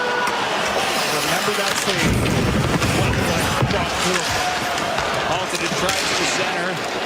It's taken ahead to the neutral zone by Perek. Gloved down by Dickinson. Swatted right back in by Perek. St. Perek is on it again. Backhands it around the boards. Dickinson behind the London net. Stretching to center. Here's McHugh. From to the far side. Bishop. Around the boards for Misa. Big collision on the far side. Misa was sandwiched between 2 Knights. There's a chance to finish a hit tonight. These teams are taking it. Now Jackson Edward is wrapped up as the puck comes around for Lawrence. Tries to hand it ahead to Easton Cowan. It's taken away by Donovan. He's stopped deep in the Saginaw zone. Misa zings it across. Bishop works it ahead through center. Dumped in the rest of the way by Hunter Haight. Puck rides around the boards past everybody. That'll go for icing. Well, this game can be very different right now if Simpson doesn't come up large. This is a massive save, a beautiful little play from Josh Bloom, who skates onto this one out of the reach from Easton Cowan. And look at that spin right to the back door from Christopoulos, and Simpson pushes from side to side. If this goes in, you're looking at a 4-goal or a 3-goal deficit back again, and maybe some of the momentum and belief that London has been able to earn goes away. That's a massive timely save from Simpson. To see how much of a factor that save plays into the outcome of this game.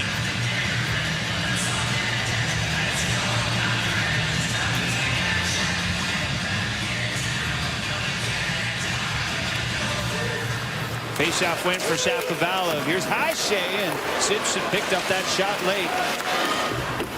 And Goni back around the end board. Shapovalov to the near side hash marks. Nichols tied up. To the line. Edward out to center. Shapovalov.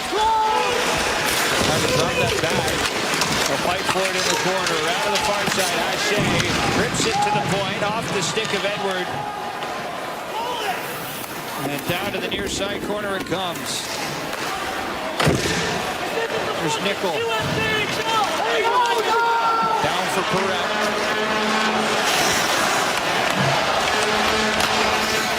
To center for Mangoni.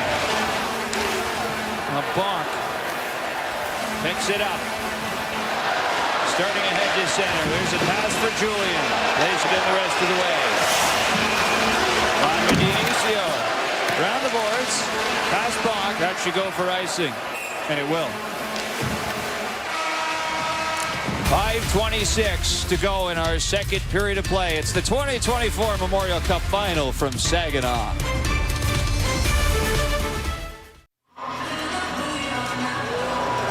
Welcome back to the Dow Event Center in Saginaw. Let's take a little bit of a break. break from the intensity of the Memorial Cup final and do a little bit of a fit check. I'm not talking about me. I'm talking about the girlfriends of these respective teams. I showed you the London Knights playoff jackets a little bit earlier this week. They had some white puffer jackets going. The girlfriends of the London Knights, that is. Maybe even more creative have been the girlfriends of the Saginaw Spirit. So you can see Nick Sima's girlfriend, Lauren Perugini, and then Jorian Donovan's girlfriend, Lauren, designed this all by herself. Not just designed, but hand-painted, Victor. You got to appreciate the artistry there. Always great to see the team colors out in full display, and it is a very colorful crowd tonight, Kevin, with a lot of London traveling fans and family and friends. And, of course, the Saginaw faithful here in the building tonight. Oh, man, it's been electric. You're right, though. There's a good representation from London, of course. This puck pops out to center ice. Dickinson racing back for it. There goes Lincoln Moore. Played behind the London net. Moore picks it up. Offloads to Dionisio. Wrister, that didn't get through traffic. Dionisio sprawls out, keeps it alive. Wrister, and that one's blocked by Oliver Bond. Denver Barkey, little backhand over to Bach. Steered to the end boards by Angelo.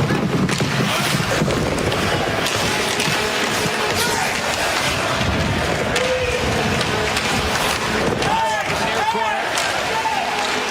Barkey. It's it over to Julian. Back to the line. Dickinson. Far side. George. There's a wrister. Never stopped it and went wide. Dickinson backhands it around. His Gavin's off. Collects behind that. Passes off. Dickinson looks for lane. Shot. That's picked up by Oak. Now Max McHale right back to the net. Thor is shut on that as well, and Saginaw clear it down the ice. This is going to be icing after an extended zone time for the London Knights. Well, London doing a nice job executing around the perimeter of the ice, right? They're trying to find lanes to the net, and Saginaw doing a reasonable job of shutting those down, but just nice little release points from London. Not being too choosy. You get the shot from up top through feet. You're looking for a carom or a bounce, and then a shot from the half wall again. This is the point of the game where you just have to make sure that you're not looking for too clean of plays and get pucks to the net with traffic. And Saginaw taking their timeout.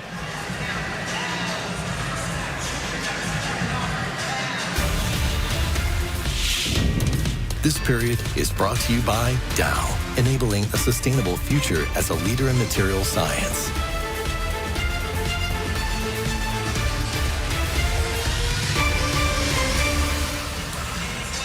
You think about how important this game is. It's a two-goal hockey game. We know how London can strike. They won't go away. And here's a real mature decision from Chris Lazary, an icing call. He's got guys on the ice that are tired, and he chooses with 4 minutes and 7 seconds left in the second period to call a timeout and make sure you don't take any unnecessary chances, as London has the luxury of getting their top guys on the ice. Remember the save from Simpson. See if that factors in. Remember the timeout call now. We'll see if that plays a role in the ending of this game as well. There's a lot to remember. Still time for a lot more memories to be made, too. There goes Christopoulos in behind the London net. Perek off the wing. Pushed by Max McHugh. Feather it out to center off the glass. Beck connects with Bloom off on the right side.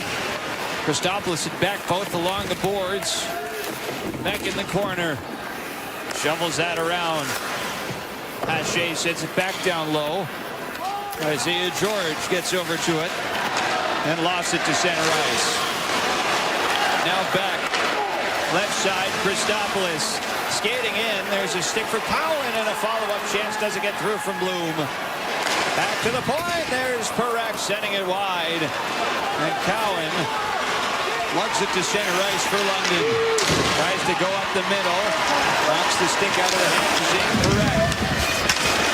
Trying to carry around and trying to go upstairs on Oak was Jackson Edward. As Cowan spilled along the end boards. And he's on top of the puck. We've got a whistle. I talked earlier about just stacking little details into your game, right? And stick to the process. I really like what Owen Beck said, where he says we have to keep things internal, stick to our structure. And here's a little play off the entry. Look at the middle lane, right? You got a middle drive from Josh Bloom, and that opens up a little bit of a lane, right? So now you recover a puck. You build some offense from just fundamentals. Drive the middle lane, pull somebody to the net with you, and look at that. Everybody paying a price. It's been a physical one. Lots of offense from Saginaw. How good they've been on the face-offs as well. Lots of details going in the right way.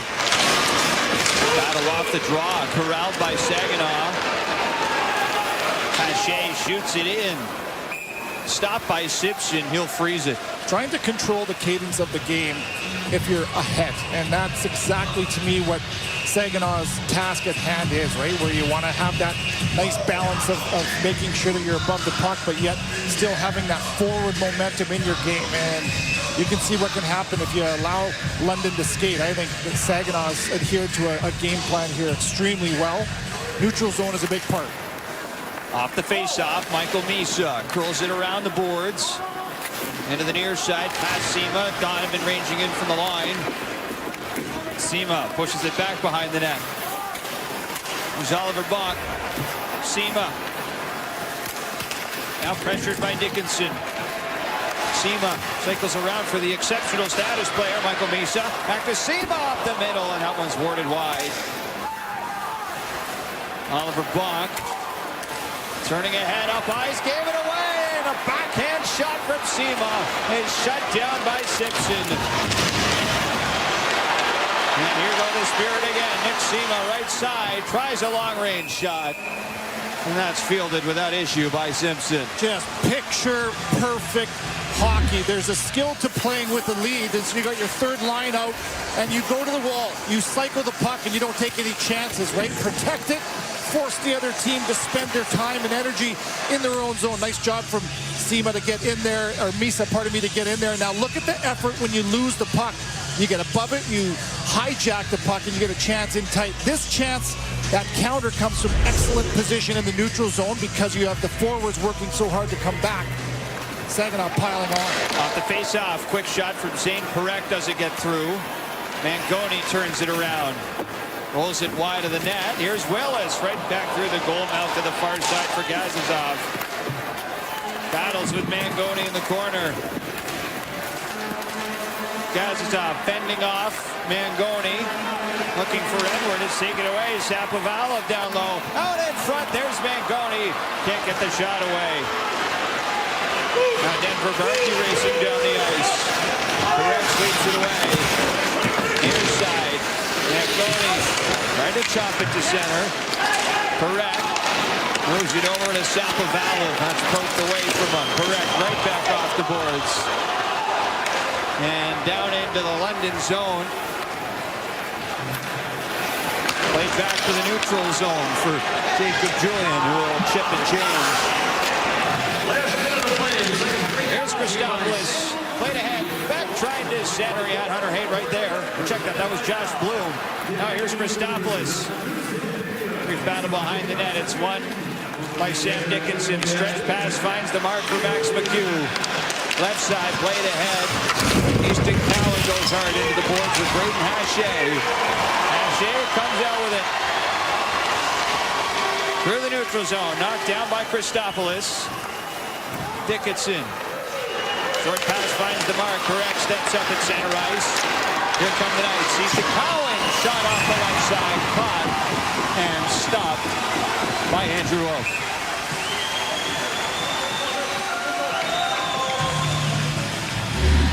Barkey with some collateral damage. It was a high stick from Perek, but that's clearly a follow-through. Boy, that was a solid one, though, right into the face of Denver Barkey. Oh, boy. Right into the eye, under the visor as he gets tended to on the bench. Follow-through from Perek, no penalty. And we play on. You get the sense that maybe a little bit of the swagger is out of the game for London here. As the structure from Saginaw has been near airtight. They haven't given very much up for free. London's going to have to find something here as we're in the dying seconds of the second. Dickinson from the line. Can't get that through Misa. He'll chop it down the ice. This is going to be another icing with 12 seconds to play in the second. You know, a lot of coaches will tell you at the NHL level and at the CHL level where when we have the puck, you have to let your skilled players be individuals and creative, but when teams don't have the puck, you want all your lines to look the same. Well, I would go as far as to say generally with this lead, all three lines, four for Saginaw, have looked relatively the same as well. Off the draw, here's Halton, hand on the shot. In the near corner, there's a hard hit on Braden Hache. Caleb Lawrence threw all he had right into him. And time runs out in period number 2. Just to finish that thought, they're talking about a skill playing with the lead. All four lines with the puck. Now they're chipping the puck, chasing it, and they're cycling and forechecking. And that's a huge part of how you play with a lead, how you want to close games out, keep the game in safe territory, keep the game north of your own red line. And Saginaw's done an outstanding job here through 40 minutes with a 2-goal lead going into the most important period of hockey for the season. 3-1 for the Spirit after 40. Laura, Craig, and Frankie will take it away for the second intermission show when we come back. The OHL champs with a little bit of life there in that second period. Casper Halton and putting the London Knights on the board. Let's hear from the goal scorer now, who's with Julie. Casper, 5 shots through the first 2 periods. How do you generate more here? Well, we haven't played our best yet, but you know, this is not the first time we've been down in these games, so just got to trust our own thing and come back in the third. Yeah, what kind of energy did your goal give the team? Well, I mean, it was a huge goal, obviously, first goal of the game, pretty late, so just get the boys going and you know, now we just got to keep going and come back in the third. You mentioned comebacks. We saw it in that series versus Oshawa when you came all the way back to win it in double overtime. How much confidence does knowing you've done it before give you for this third period? Well, yeah, as I said, we've been down in these games earlier too, and you know, that was a good game for us, the good third period, and we know that what we can do, and we just got to trust that. Thank you. Good luck. Thank you. 2 periods down at this final game of the 2024 Memorial Cup, and it is the host, the Saginaw Spirit, that continue to lead by 2. Craig, Frankie, and Laura back here with you inside the Dow once again. We spoke about Owen Beck, one of the players that does have Memorial Cup experience against Peter when he was with Peterborough, and Michael Simpson, we can say the same, the goaltender for the London Knights here this evening. And I know we'll look and we'll say, okay, he gave up 3 goals, but it would have been a lot worse if not for him. He came into this tournament leading in goals against as well as save percentage, and again, he's come up with some timely saves when he's needed to, Craig. Well, if we haven't seen the best for London and they still have a period to play, they have Michael Simpson to thank for that opportunity. He's been simply brilliant, and he has been called upon to make some really difficult saves throughout this game. And you can say 3 goals went in. The Willis was a breakaway. 2 excellent shots by Owen Beck have got them the lead. But Michael Simpson has been the saving grace for the London Knights, because this game would be long over without his brilliance. It's such an uncharacteristic game for the London Knights. They're usually a very diligent team with the puck. They're usually very patient defensively. It hasn't been the case. You do have to give Saginaw a lot of credit because they've come out, they've moved their feet, they've moved the puck quickly. London hasn't seemed to be able to keep up with it, but Michael Simpson is the reason why going into the third period, this game is not exactly over yet. No, and it's not over because of Michael Simpson. And, you know, you need everybody to kind of step up. And I'm not going to sit here and say players haven't stepped up, but Michael Simpson has stood above and beyond every other London Knights player. And Owen Beck maybe getting the inside track, the inside scouting report, getting a couple by his former teammate there, which probably felt pretty good on the stage that we're on right now. So here's London, you know, looking down and out, and we're just saying, like you mentioned, uncharacteristic performance from the London Knights. They do get a goal, and we spoke about him being Mr. Consistent in our pregame show. Casper Halton, who now has scored in all 4 games of this Memorial Cup. He continues to do it, and you think about the time of that goal. Joey Willis had just scored on a breakaway to make it 3-0. London needs a little bit of life, and they find that life thanks to Casper Haltonen. But really what this comes down to is Saginaw understanding that you need to manage the game, and you're not always watching your opposition, you're watching your team as well. There's 3 Saginaw forwards in the neutral zone. Now we're going to see one player go for a change, and that's going to open a whole pocket of ice in the middle of the ice. Now that means as a defenseman, you cannot step up. You don't have any support. And Rodwin Dionisio, who's been one of the best defensemen in this tournament so far, ends up stepping up. Watch Max McHugh here. He's telling Casper Haltonen, don't even think about passing me this puck. You're the shooter. You've scored in every single game. You take that shot. It gives London a little bit of life, but Saginaw still with a stranglehold in this game. Yeah, maybe Max McHugh should have just turned his stick over the other way to make it crystal clear. Casper, you're the shooter. You're the guy that has to take that shot. Turn his back to him. Excellent. That's something I would do, eh? If I was on a 2-on-1 and I had you with me, I'd say you shoot that, Craig. Don't even think about passing. Kind of like what's happening right now. Frankie's got his back to me real nice. Well, that Haltonen goal was just the first shot of the period for the London Knights, and their second shot. Yeah, they're up to 6 now in the game, which is very surprising. We spoke about this Saginaw defense and how it's not just the defensemen, but the forwards, and how they're all buying into this team game, this team concept of playing defense. How have they been able to shut them down so far? There's a lot of support on the puck. So many times in this game, you'll see one green jersey. You'll see 2 or 3 white jerseys. They're surrounding London. And listen, we have seen the London Knights start slow in the OHL playoffs, in the Memorial Cup, but as the game goes on, they usually find a way to impose themselves on the game. They haven't been able to do that. They've turned over pucks at the wrong areas. They haven't been able to establish a forecheck, and even when they have had opportunities to get clean looks, they haven't made the most of it. Easton Cowan gets hit. Casper Haltonen whiffs on a pass. Easton Cowan, another one. It's been a very uncharacteristic game for the London Knights, coupled with the fact that Saginaw has been really good through 2 periods. Well, Saginaw hasn't made any major blunders. You know, you pointed out the play that led to the first London goal. But all in all, Saginaw has really played a good, strong, smart game. They haven't got themselves out of position. They haven't turned pucks over. You think about the winning goal on Wednesday. I mean, that was just a blunder after blunder after blunder, and it cost them the game. You haven't seen that through 2 periods here in the final. And you go back and you say, okay, in that opening game, opening day against Moose Jaw, and they were up 4-0, and they almost blew that game, right? They gave up those 3 goals. But this is a much different Saginaw team, very focused. And again, that team concept, they're all buying in because they all want to take this away from me. Good luck trying to get away from me. No, they're going to come. They're going to come and take it away soon. The second intermission will continue from the Dow next. You're watching coverage of the 2024 Memorial Cup Championship game. Well, this is the 12th time that Saginaw and London are facing off this year. They faced off 4 times in the regular season, split down the middle 2-2. Then it was in the playoffs with London winning that series in 6 games. And now here at the Memorial Cup, we've seen a little bit of everything here. We had the Chans chanting, "We want London" the other night. We got a wave to the bench. We've seen some blood. We've seen some dirty hits a little bit as well. Lots of body checks, but we don't usually get this kind of intensity when it comes to a Memorial Cup final. And living up to the billing, you think? It's so emotionally charged, and the beautiful thing about junior hockey, the ups and downs are so drastic. You know, I look back at my time. I never played in the Memorial Cup, but I did play in the playoffs every single year. And every single one of those rounds, you felt like you had been through so much, and it's different, pro hockey and junior hockey. Like, this is a brotherhood between these guys. You're so close with all your teammates. It's such a close bond, and to do it with these guys, it just feels like there's a lot of emotion involved in everything you do. Familiarity breeds contempt, so we shouldn't be surprised that there's a little bit of friction out there, even a lot of different friction.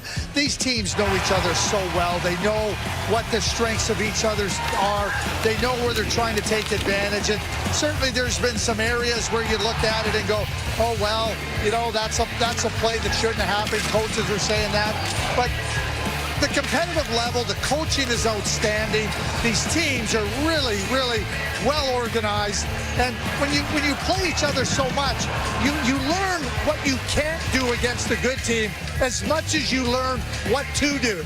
That's where the 12th meeting really kind of brings everything to the forefront about how much respect they have from one another, but it doesn't mean there's any less competitiveness. The crowd booing the Knights when they leave the ice. Anytime a London Knight is featured on the Jumbotron, the boos come down.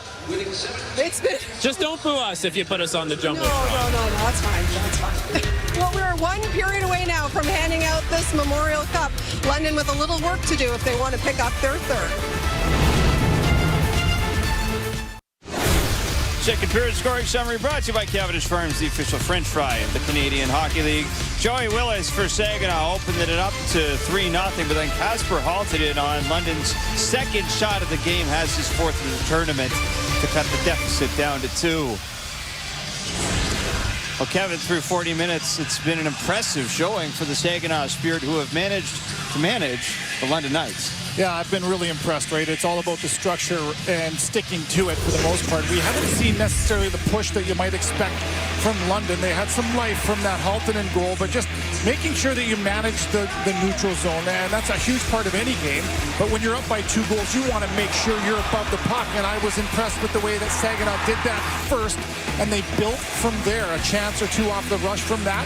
When they didn't have that, they were satisfied to chip the puck low, cycle the puck, keep the game on the wall.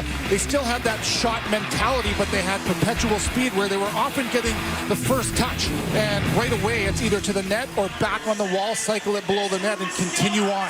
That's a skill. That's how you close out games. That's how you protect leads. Can they do it now? You got to expect some kind of a push from London. Down by 2 goals. This is a team that is extremely well guided by Dale Hunter. You would expect the best period of these 3 so far from London. What a period we're set up for here, Vic. No shortage of drama. 20 minutes for London to save the season, and 1 period between Saginaw and their first championship in franchise history. Stage is set for a compelling 3rd period in the 2024 Memorial Cup Final as London start out with the puck and play it around deep to the Saginaw zone. Sam O'Reilly, the end boards. Denver Barkey tries to center. Willis spins away off the boards, down the ice. George will win the race for icing.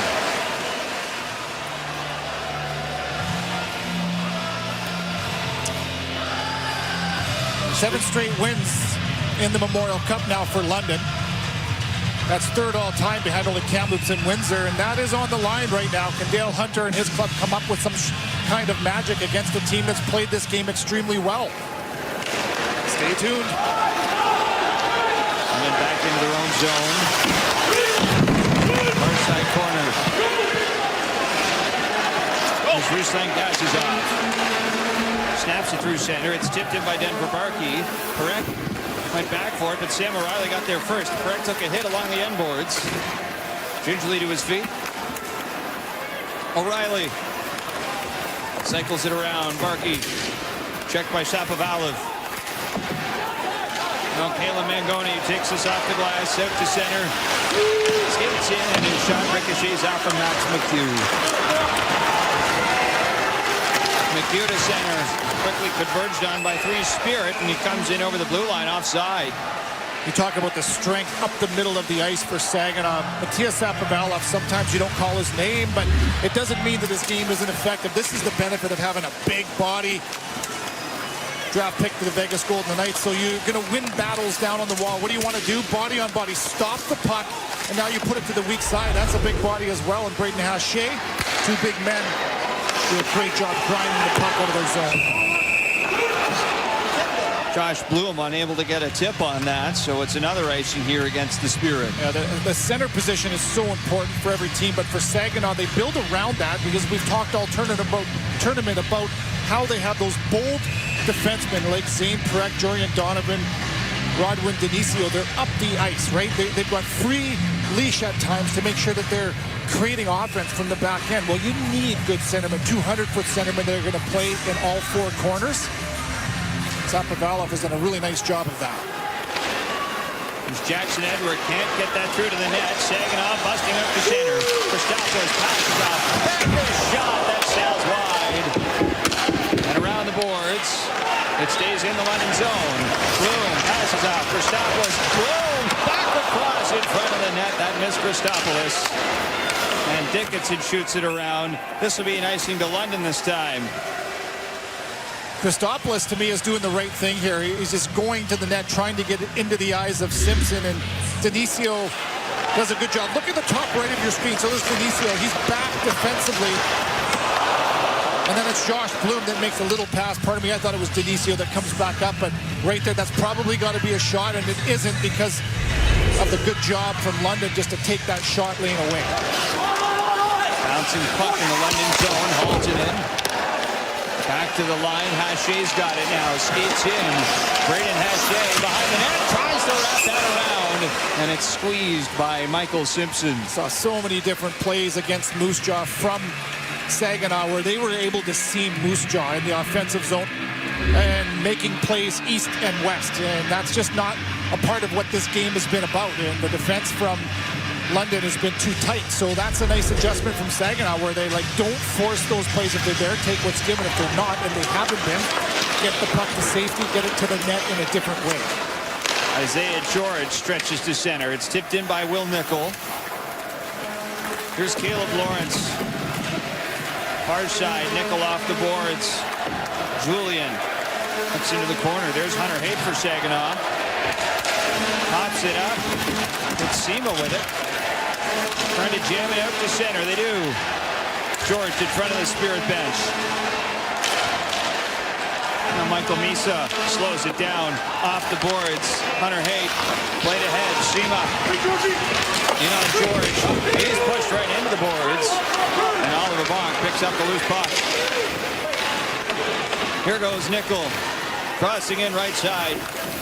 Dropping back for Lawrence into the corner. There's Donovan. Two London Knight players collide. And Nick Sema able to work it out through center ice. And no ice in here. Oliver Bonk under pressure from Joey Willis.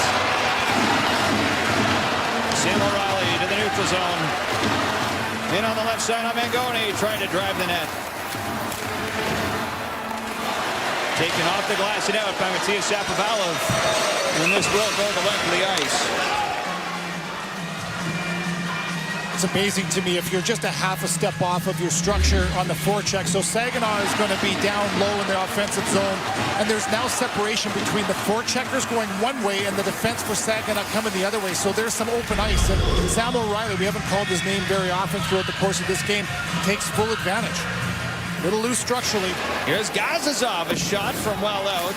That deflected off a body in front. Far side, Barkey. His try is blocked by Mangoni. Barkey sifts it down low. As taken by Shapovalov. Mangoni tried to throw it to center. Dickinson forced to back up to the neutral zone where Gazazov's got it. Good pass over for Jackson Edward. Thrown into the near corner. Off the glass from Shapovalov. Out for Mangoni. Here goes Mangoni by himself. It's moved the backhand. And tries to go short side on Simpson. Was able to take that away. Well, that's one way to get the puck to the net when it's a one-on-one. This is just slick mitts from Caitlin Mangoni.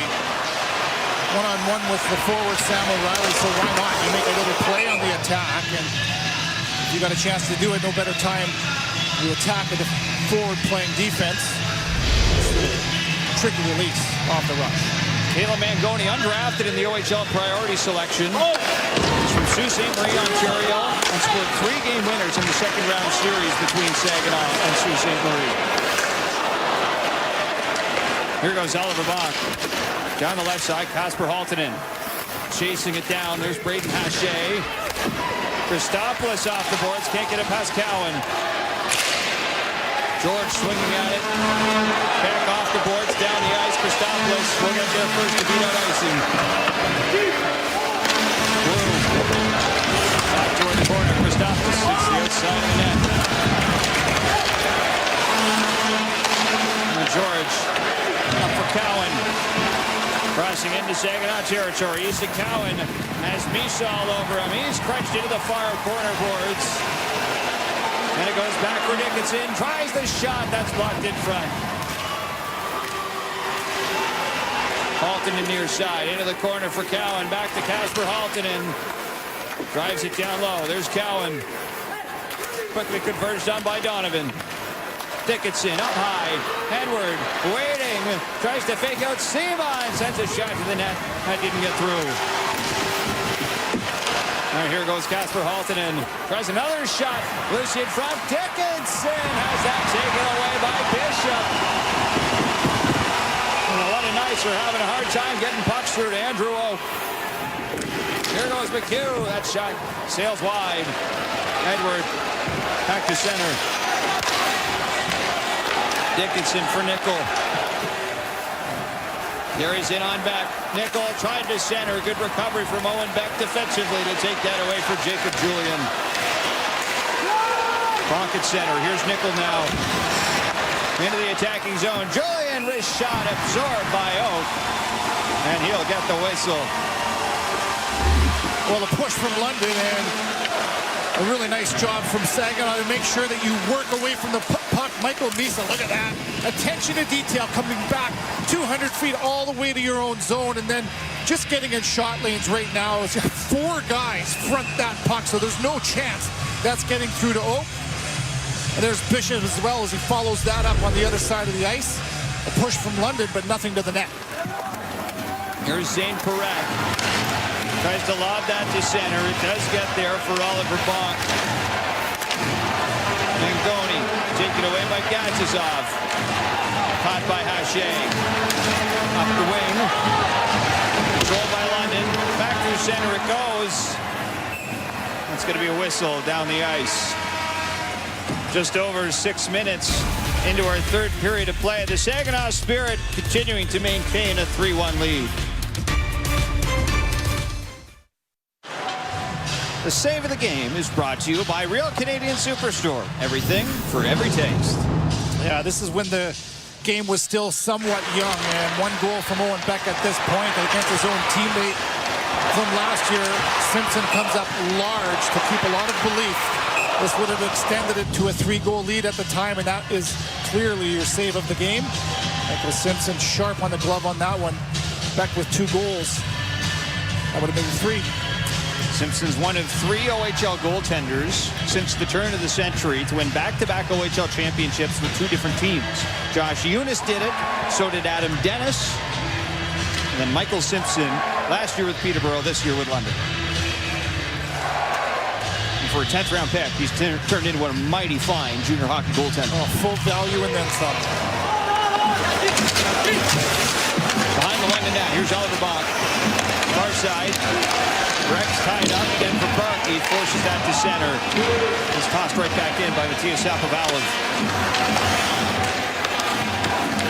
Stretched down the ice. Hache hurrying back for it. That's going to be an icing.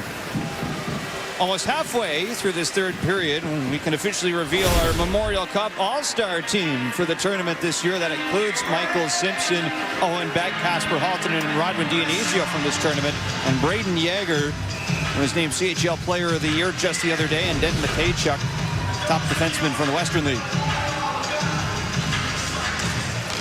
Off the face-off, Saginaw back on the attack. Here's Josh Bloom.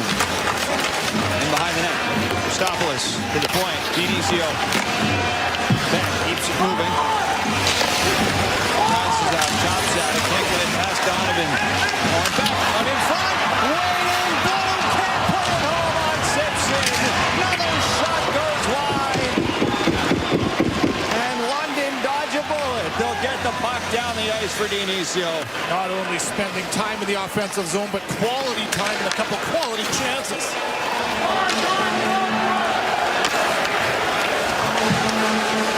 Here's George. And then regroup. Pass is picked off at the blue line by Mangoni. Spirit in transition. Cowan takes it away from Sapovalov. Runs to the near side. And he takes another hard hit. This one from Mangoni. Not just enough of them.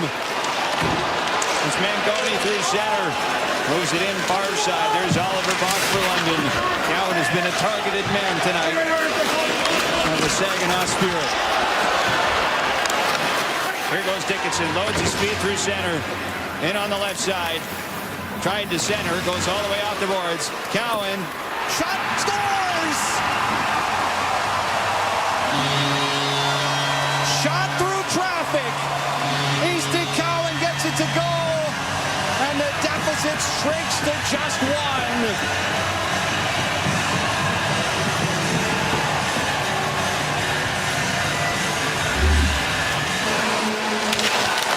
So much went well in that shift for Saginaw, and it's a huge shift from Joey Willis or Mangoni, pardon me, that he just makes a couple of great plays. You think Saginaw is in full control. They had a couple quality chances.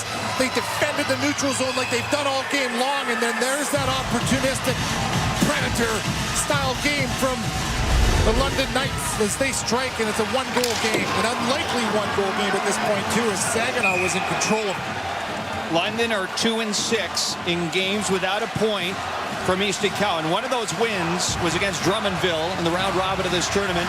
He comes through here with a big goal in the third period.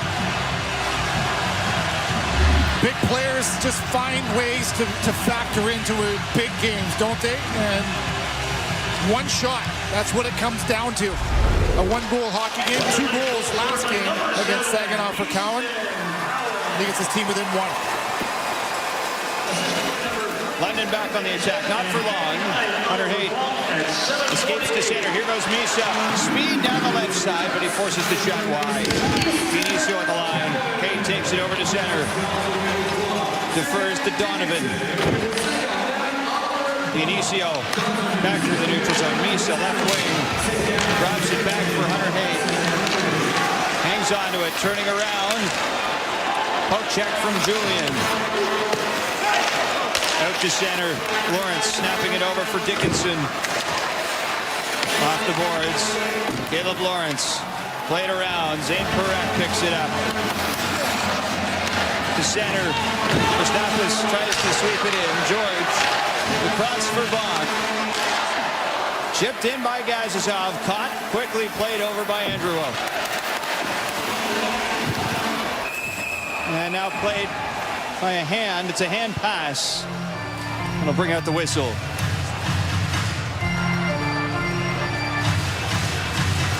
Just amazing to me how this London team will not go away. And yes, they haven't even been close to the level that they needed to be, they intended to be, and yet never count them out. The patience in their game. You got a guy behind the bench that's been in these situations so many times in the past, and like I said, in a game where you feel like it shouldn't be within reach for London, they're one shot away from tying this thing up. Saginaw off the face-off. Win it back. Throw it down the ice. It's tipped. No icing. Handled by Oliver Bach. Crowds right back into it.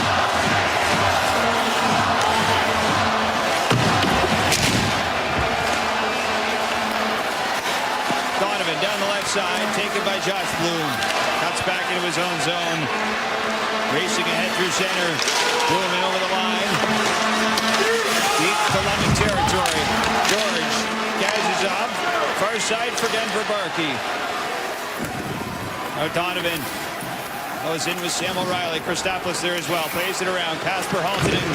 He's got it. Takes a long-range shot. Ricochets off a couple bodies in front and well wide. Josh Bloom turns it around.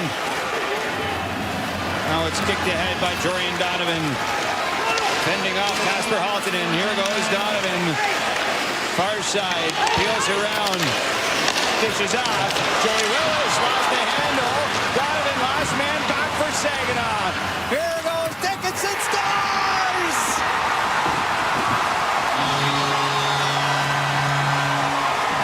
And Sam Dickinson has tied the game at 3.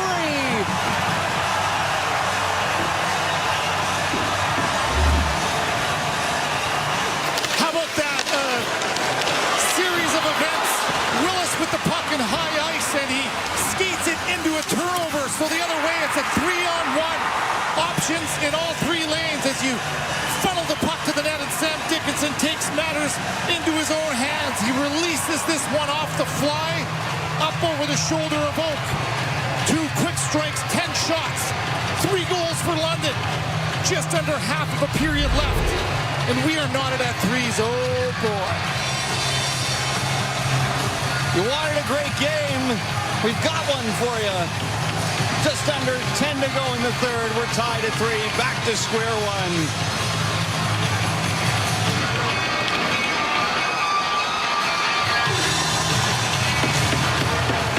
London Knights goal scored by number 3.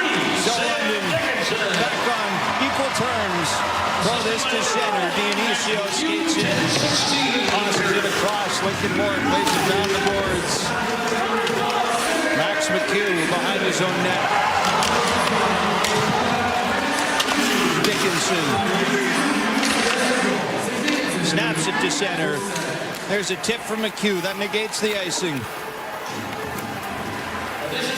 Far side Hay. Drops it back to Inicio. Saucer through center. Gervais has that chopped away by Oliver Buck. Dionisio weaving around his own net. Haltonen's draped all over him. Backhand through center.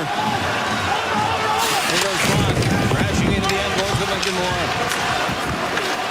Nice to center. Nickel slips it back for Bonk. George shoots it in. And Zane Perek will pick it up. Here comes the spear in transition. Misa is stick checked by Jacob Julian. Back the other way. Nickel charging ahead. All the way to the corner. Zane Perek in tow. Nickel's got the loose puck. Dishes off to the line. Here's a long shot from George. That's tipped wide. Played off the boards, not out. Dickinson holds the line. Julian all the way back out to center ice. Angled ahead for Julian again. He'll play it around the boards. Oak tried to stop it. It goes right to Denver Barkey. Back high into the slot. Here's Dickinson, right side. That one skips wide. Edward at the line. Can't get the shot through Sema. Denver Barkey on the zone. Centering feed and a bouncing puck. Too tough to handle for Ruslan Gazizov. Into the corner. Barkey can't pass that out in front. It's escorted to center by Nick Sema all by himself. Here goes Sema starting in toward the net. Poked away. Off the foot of Denver Barkey. Owen Beck holds it in. Owen Beck hangs off. 2 goals already tonight. Tried to filter that out in front of the London net. Gazizov off the boards. Clubs it down. And it comes back through center. Godwin Dionisio. Far side Bishop. Right through center. Here goes Joey Willis. There's a howitzer. Fended off by Simpson. Back behind the net it comes. Christopoulos round the boards. Rodwin Dionisio walks the line. Sails the shot off the mark. Now Cowan quickly to center. Glove down by Dionisio. The Spirit come right back on the attack. He's punched out in the air. Loose in front for a moment. Cleared off the boards to center by McHugh. Now ramped in by Christopoulos. Spirit need a change. George, far side. Measured immediately by Willis. Chopped to center for Hache. Here goes Casper Haltonen, but he's played well defensively by the Saginaw captain. Owen Beck at center. Mangoni sweeps it in. Simpson off the boards for Sam Dickinson. Hammers it across. Pass Lawrence. Off the glass, down the ice. Misa's ridden hard to the ball, 5 off. Hunter Haight, side of the net. Misha plays it around. Hache at the line. Hache makes a move on Nickel. Now down low behind the London net. 8 to the point. Here's Donovan for the shot, and that just glanced out to Simpson. Now Michael Misa. Taken away by Bonk. Drops it back. Here's Nickel. He'll sky it through center, down the ice, right in on Andrew Oak, and he's forced to cover up with Jacob Julian bearing down on the doorstep. A lot of family and friends in the house tonight. There's Mr. and Mrs. Cowan watching Easton getting his team back into this game with Sam Dickinson. The drive of the game is brought to you by Yokohama, made precisely for the game.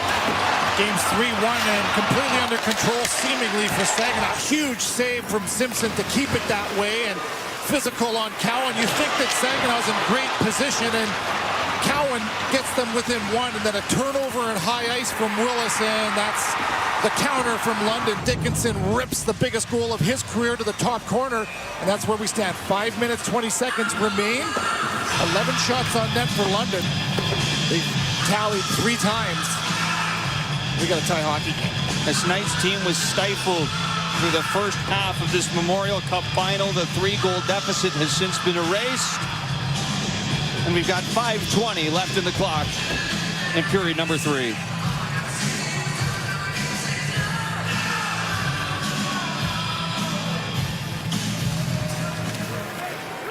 Battle for it off the face-off. Brett goes in behind the net, but then for Barkey. Bouncing around, here's Donovan. Can't corral it, now he does. And he'll skate ahead to center. Cuts inside on Gazizov. Donovan works it over. Far wing, swung around by Sima. Here's Michael Misa. Gets some support from Owen Beck. Played around for Braden Hache. Now Jackson Edward. Off the glass out to center. There's Gazizov. Runs into Dionisio, and we've got a whistle. Well, it's been a good job from Saginaw to level the ice here a little bit. Clearly momentum in the hands of London, and you're thinking to yourself, if you're Saginaw, what just happened? The world is spinning around you, and the first step is to stop that from spinning. Clear your mind, get this game back to level territory, and it has settled in here a little bit. That is a tough mental task for a team that feels like they're completely in control of the game, and suddenly your 3-goal lead is gone. This is shot in by Hache. Turning around, Bonk to center for Haltonen. Cowan as they take it away by Dionisio at the blue line. He'll fire a pass ahead off the blade of Christopoulos. Dickinson down the ice for McHugh. Loose at center. Moved in off the boot of Haltonen. That'll come right past him down the ice to the Saginaw end. No icing as Donovan's back to pick it up.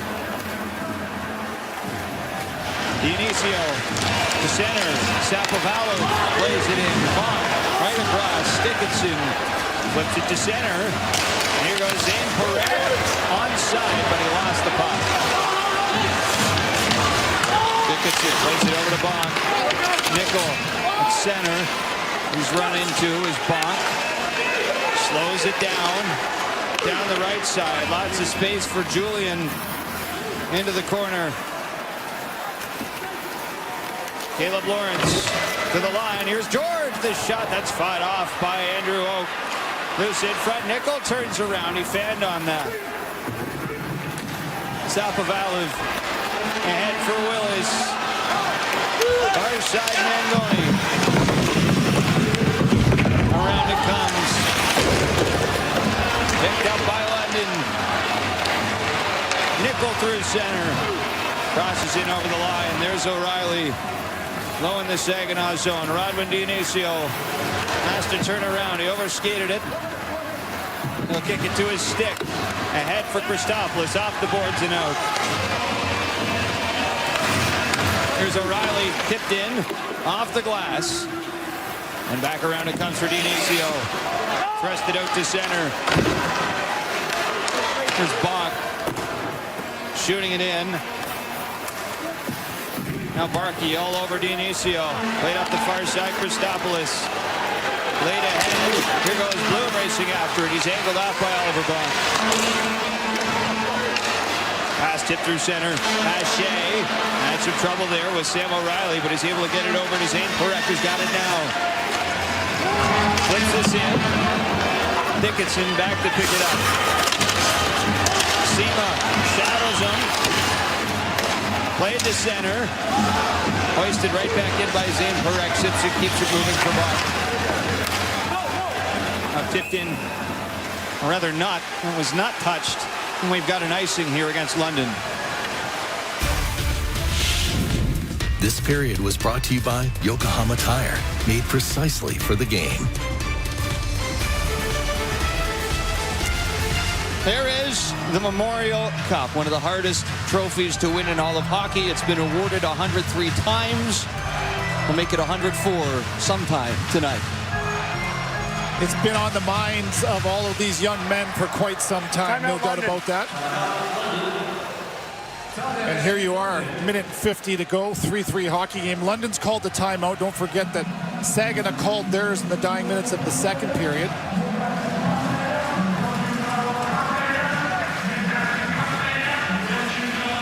Just been an unbelievable turn of events. If you're in London, it's like you're playing with house money in some ways, where you're down by a couple of goals and you just start to play and you get rewarded for it. And on the other side of things, it's for Saginaw, who's just tight. They've got to shed that feeling of being tight and get back to what got them that 3-goal lead to begin with. They played an excellent game. This is the time of the game where it was Saginaw that was not staying in structure the last time these two teams met in this tournament, and they were feeding transition, turning the puck over. Don't forget about that flip out from Josh Bloom that led to that goal from Easton Cowan. We just showed you some of his finer work.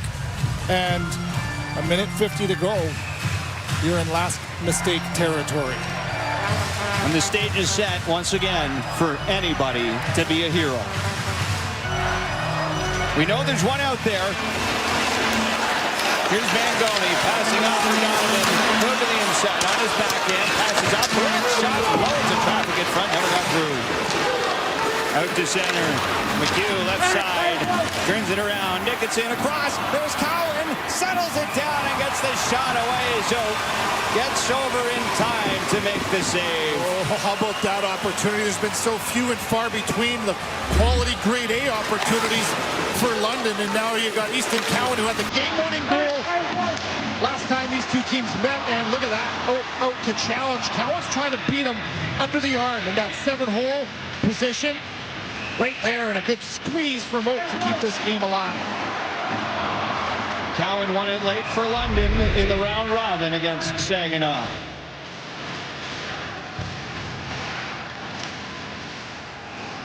Violation off the face-off. McHugh has broken his stick and lost his neck guard. Check that, he does have his neck guard, just a stick to broke. Huge advantage on the face-off circle for Saginaw. They're up around 65% in this game, and this is when they matter the most. Sapavalov versus McHugh again. Off the face-off, London control, cut off though by Mangoni. Bouncing around at center, Dickinson back for Bond. McHugh works it in. Andrew Oak behind the net.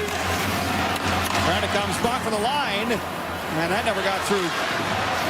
And Saginaw will escort it to center again. Joey Willis flips that towards Simpson. Right aside, Dickinson stretched down the ice. That missed everybody, and it goes for icing. Oh, the reaction from Dickinson. He doesn't like it at all. Miscommunication as they're trying to stretch through the neutral zone, as they so often do. What a huge goal to tie this game from Dickinson. And we talked about all the little details, right? Ices the puck unnecessarily, not under any kind of pressure. The team we talked about that's around 64% of the faceoff dot now has an offensive zone faceoff with just over a minute to go. It's Beck versus McHugh. Face-off back toward the lines. Incorrect coming in. Lost it.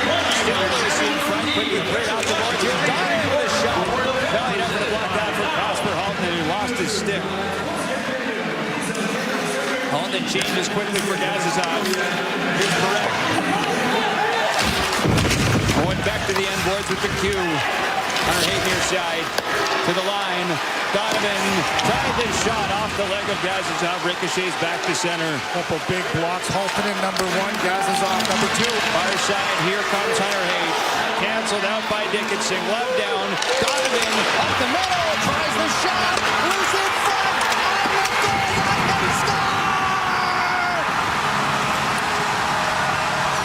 Josh Bloom with 21 seconds to go in the third.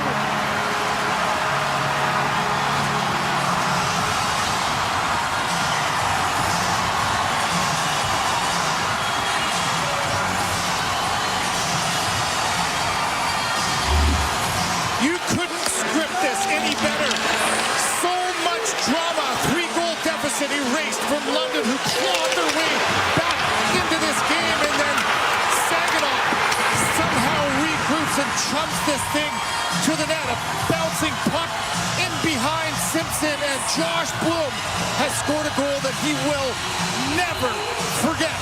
21 seconds remain, and Saginaw up by 1. Josh Bloom was traded from Saginaw to North Bay. He thought he might finish his career there. He started this year in Kalamazoo and Abbotsford with the Vancouver Canucks organization. He came back as a free agent. He could have gone anywhere.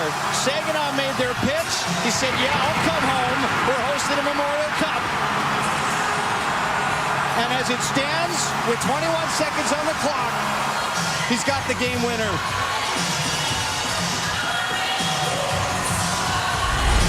Just unbelievable drama in this game. No quit in the game for Saginaw as they grind their way back to a lead. Simpson is on the bench. Sprint to the finish for London. Looking to tie this game. Up to center. Here goes Cowan. Can't connect with Bach. Off the boards, down the ice. From the center, and it's a pure Michigan Memorial Cup for Saginaw.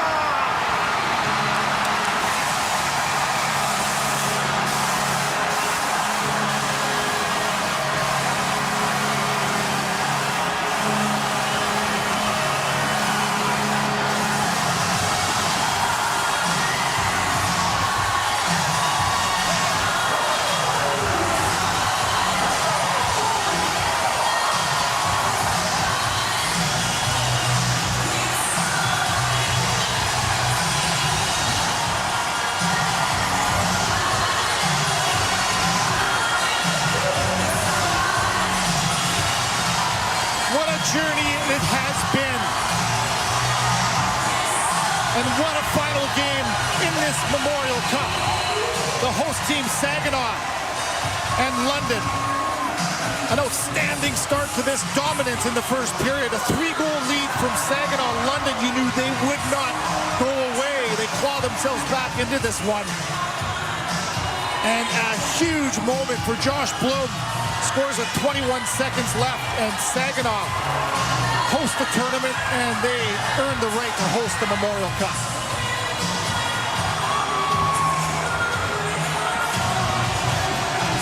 This has been a long journey, as you mentioned, Kevin, not for just the players, but for the organization. They were relocated from North Bay. They were the North Bay Centennials for a number of years. They came here to Saginaw. Dick Garber purchased the team, moved them to Michigan in 2002. And rather ironically, after the team came from North Bay, it's a former North Bay battalion that wins it for them in Josh Bloom in this final. And this is the first championship in the history of this franchise.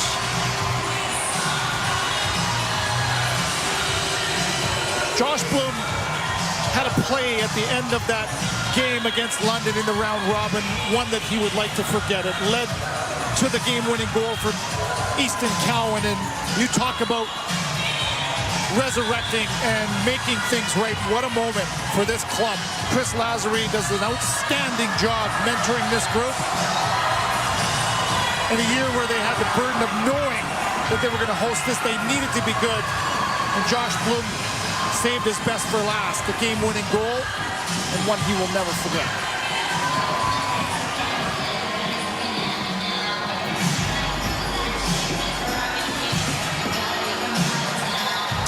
And for the London Knights, bitter taste of defeat. They won this tournament in 05. We did it again in overtime. Mac Tkachuk in 2016 Red Deer. They came oh so close to a third Memorial Cup for this franchise in the last quarter century. They'll fall just short tonight in mid-Michigan. Two teams with outstanding seasons, both with 50 wins on the season. London finishes with 104 points. First in the OHL, 102 points Saginaw. It's always hard to watch the other side of a championship. One team has to go home, and heartbreak for London. Michael Simpson was absolutely outstanding, backstopping his team, giving them a chance. Saginaw's structure, the way they started this game, the way they stuck to a system, in the end was enough. Memorial Cup champions. They lost to London in Game 6 of the Western Conference Final.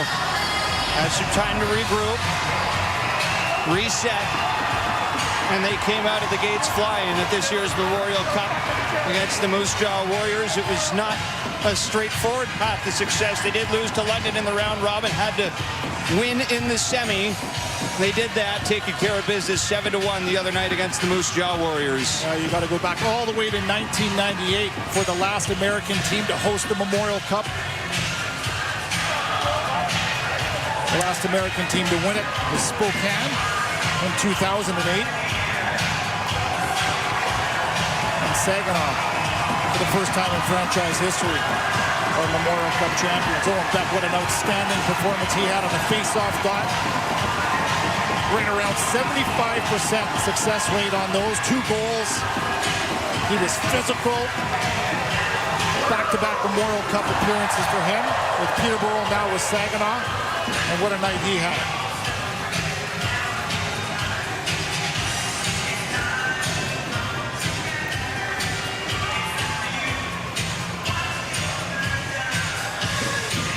Juliet DeSherry, she's at ice level right now alongside the architect, the general manager of the Saginaw Memorial Cup winning franchise, Dave Drinkle. Coach, what a game for your team. You said they solved a lot of Rubik's Cubes, but the puzzle they couldn't solve was the London Knights. How'd they do it tonight? Well, I'm not the coach, I'm the general manager, but Chris Lazary did a hell of a job with our team this year. Battling, preparing for London. I couldn't be more proud of him and the staff and the players. What do you think ultimately was the difference tonight? I think our guys wanted it. Hats off to London, they never quit. They kept pushing, but our guys wanted it. We were not going to be denied. Our heart got ripped out of our chest, and we got revenge tonight, so we're so happy. Thank you very much. Thank you. Dave Drinkle's a great success story, Kevin. He started out humble beginnings in Elmville, Ontario. He joined the Barrie Colts. He was running roster sheets, preparing coffee in the media room, worked his way up, analyst, assistant GM, and then took the general manager job here with the Saginaw Spirit. We look at the additions, 10 players on this roster that weren't here last season. You think about the tough decisions that they had to make. The one that stands out, Pavel Mintyukov. Last year they were... That was a big trade. In win position, right? But are they ready to win a Memorial Cup knowing that they were going to make the bid? They hadn't at that time. They trade them away. They get 10 draft picks, and they were able to build their roster with those ultimately to get to this point. They made a lot of trades, and they made one signing. Josh Bloom turns out to be the hero today. Here he is at ice level with Juliet DeSherry. Josh, you're just taking it all in right now. Can you try to put it into words what you're feeling right now? You win the Memorial Cup for your team with 21 seconds to go in the game. Yeah, there's no words right now. It's probably the biggest goal I've ever scored in my career. Getting emotional just thinking about it, the battle that these guys have gone through all season long. Having our hearts broken to these guys in the conference final. Having our hearts ripped out of our chest, smashed into a million pieces. We found a way to put it back together and we're champs. I'm so unbelievably proud of this group. Every single guy, and yeah, man, I got no words right now. Is that the best game your team played as a group all season long? Sorry? Is that the best game your team played all season? No, I don't think so. I think there was a little bit of a lackadaisicalness in the third period. But it just shows what this group's all about. 21 seconds ago, keeping that puck in at the blue line, getting it to the net, and it's just sitting there for me on a platter. Oh, what a feeling, man. We're champions. Congratulations. Enjoy it. Thank you very much. My bet is Josh Bloom doesn't have a voice tomorrow. That's a safe bet for sure. He started his career off here in Saginaw. He was the captain of the Spirit before being traded away. His rights got traded from Buffalo, drafted there in the third round to Vancouver. He returns after some time in the American Hockey League, back full circle to win this thing for his club. The junior hockey journey has many stops along the way. This one for Josh Bloom will end at the top. That's his last game of junior hockey, by the way. We saw Chris Osgood there having a moment with head coach Chris Lazary. Chris Osgood is part of the ownership group of this Saginaw team. Braden Hache is the captain of the Saginaw Spirit. Now he is with Julie Teixeira. Braden, what a finish for your team. What can you say about this group of guys? Hey, we fought through everything. There was not a single person in the world that thought we were going to win this thing. Every tweet, every fake story, everything that we battled through, they all had us going 0-3. They had us out of here, and look at where we are, champs. I can't, it's great, it's family for life. I honestly don't think I'll ever leave Saginaw. I think I'm here forever. What will you remember? What will you remember most about this team other than Memorial Cup? It's family. Like, we just etched our name in history. I've never been a champion, like my whole life, never won a tournament, all that stuff. It's the best feeling in the world. I owe it to these guys, this staff. This is the best organization in the CHL. How did you get set for this game? You came out unbelievably. You allowed one shot in the first period. Hey, we're hungry. Like, honestly, like, my suit from Game 6 of the conference finals is still sitting in my stall in the room. And it's been there. We've thought about it. We've had it. And, you know, to get our revenge for the cup, like, I'm speechless. Enjoy the win. Thank you. Thank you. Braden Hache, drafted out of the York Simcoe Express, originally from Newmarket, Ontario. An impressive young man, Kevin. We talked to him at the outset of this tournament, and like I said earlier, I haven't met a single person that actually knows Braden Hache that has a bad thing to say about him. Could not be more impressed with the person first and foremost, and then the quality of young man that he is translates into his game. The leader, the quality of play on the ice. You heard him speak there. The 20-year-old played his last game of junior hockey, and we would be remiss if we didn't bring up Max McHugh, Caleb Lawrence, and Michael Simpson, all overagers that aged out of junior hockey. It's a heartbreaking day for them, but nothing to be hanging your head about, as they had an outstanding season, outstanding career in junior hockey. Saginaw will line up along the blue line. The Memorial Cup presentation will come up, but first it's the Stafford Smythe Memorial Trophy for Tournament MVP.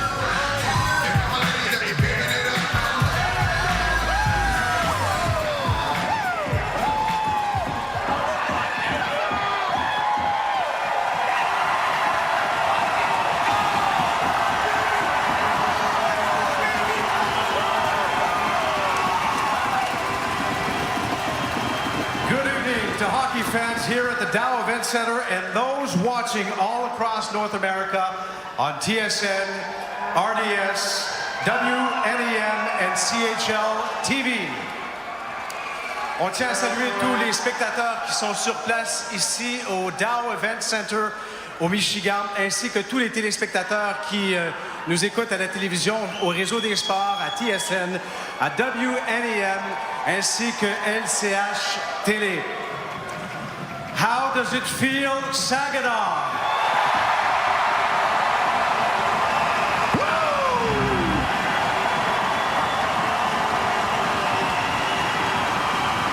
How about a little drama, huh? How does it feel to make history? How does it feel to be in the tournament for the first time in franchise history? For the first time, this beautiful state of Michigan hosted the Memorial Cup tournament, and for the first time in Saginaw Spirit franchise history, you are Memorial Cup champions.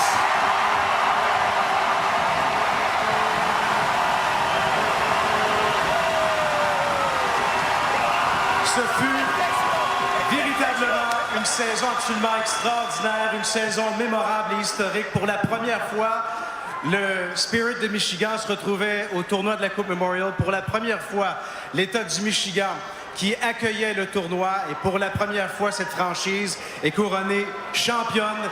All that when 60 teams a few months ago were vying to do the exact same thing you just accomplished. Absolument exceptionnel.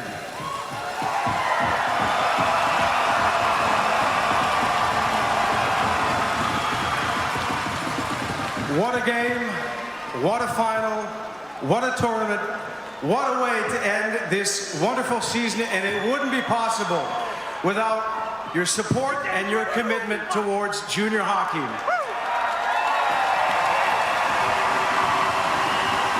Quelle saison absolument exceptionnelle. Une saison qui se termine avec un couronnement de l'équipe locale et tout ça en raison de l'appui de la communauté, de tous les gens qui ont supporté le hockey junior. Before we bring out the most prestigious trophy in junior hockey, I would like for you to welcome the president of the Canadian Hockey League to say a few remarks and present some hardware. S'il vous plaît, veuillez accueillir le président de la Ligue canadienne de hockey, M. Dan McKenzie, pour offrir quelques mots et faire des présentations. Mr. McKenzie, without further ado.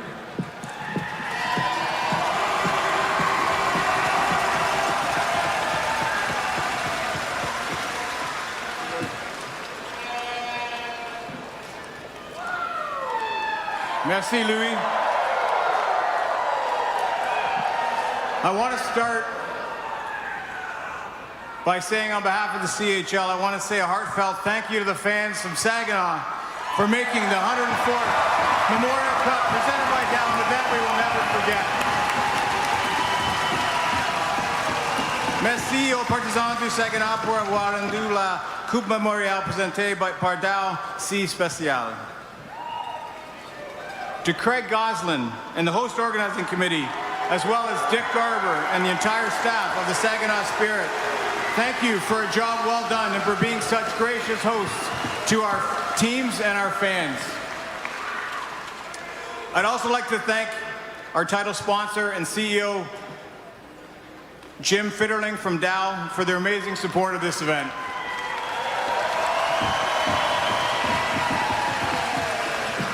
A special shout out goes to the more than 800 volunteers from the Great Lakes Bay region for donating your time and energy to make us all feel so welcome here. This event could not have happened without you.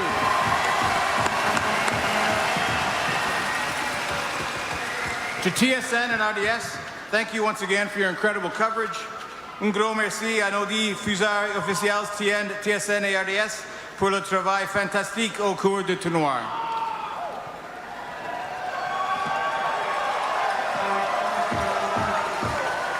Thank you very much, Mr. McKenzie. Merci infiniment, Monsieur McKenzie, pour ces quelques mots. Now I'd like to announce this year's recipient of the Stafford Smith Memorial Trophy, which is awarded to the MVP of the Memorial Cup. C'est le moment maintenant de vous présenter le récipiendaire, le gagnant du trophée, du joueur par excellence du tournoi de la Coupe Memorial. This year, our tournament MVP is from the Saginaw Spirit, le gagnant cette saison du Spirit de Saginaw, Owen Beck.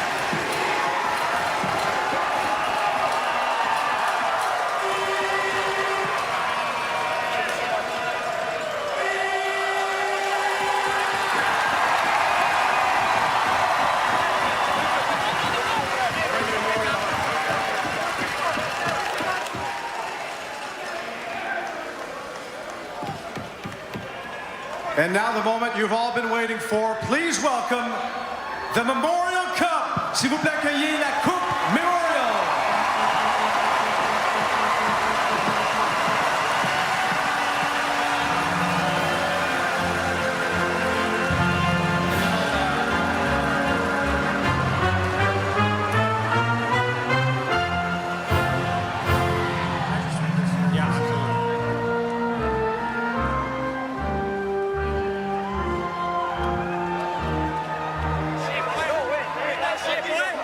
Let's go.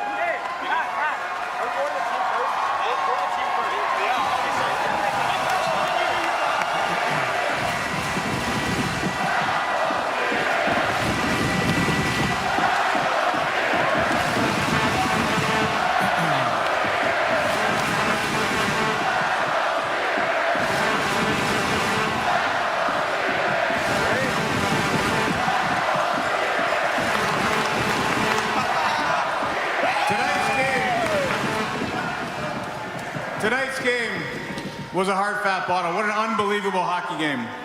And I want to congratulate the London Knights for their performance throughout this tournament and for a fantastic season.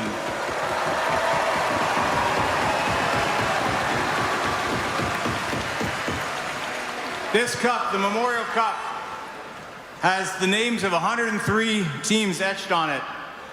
And for the first time in team history, it will include the Saginaw Spirit.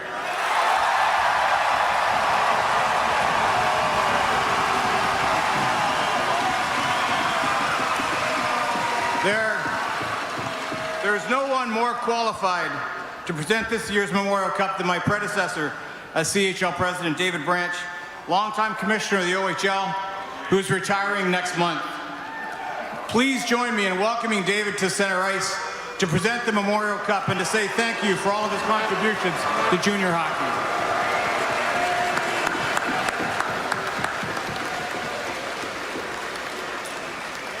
Veuillez bien accueillir maintenant le commissaire de la Ligue de l'Ontario. Il a œuvré au sein de la Ligue de l'Ontario et aussi à titre de président de la Ligue canadienne pendant près d'un quart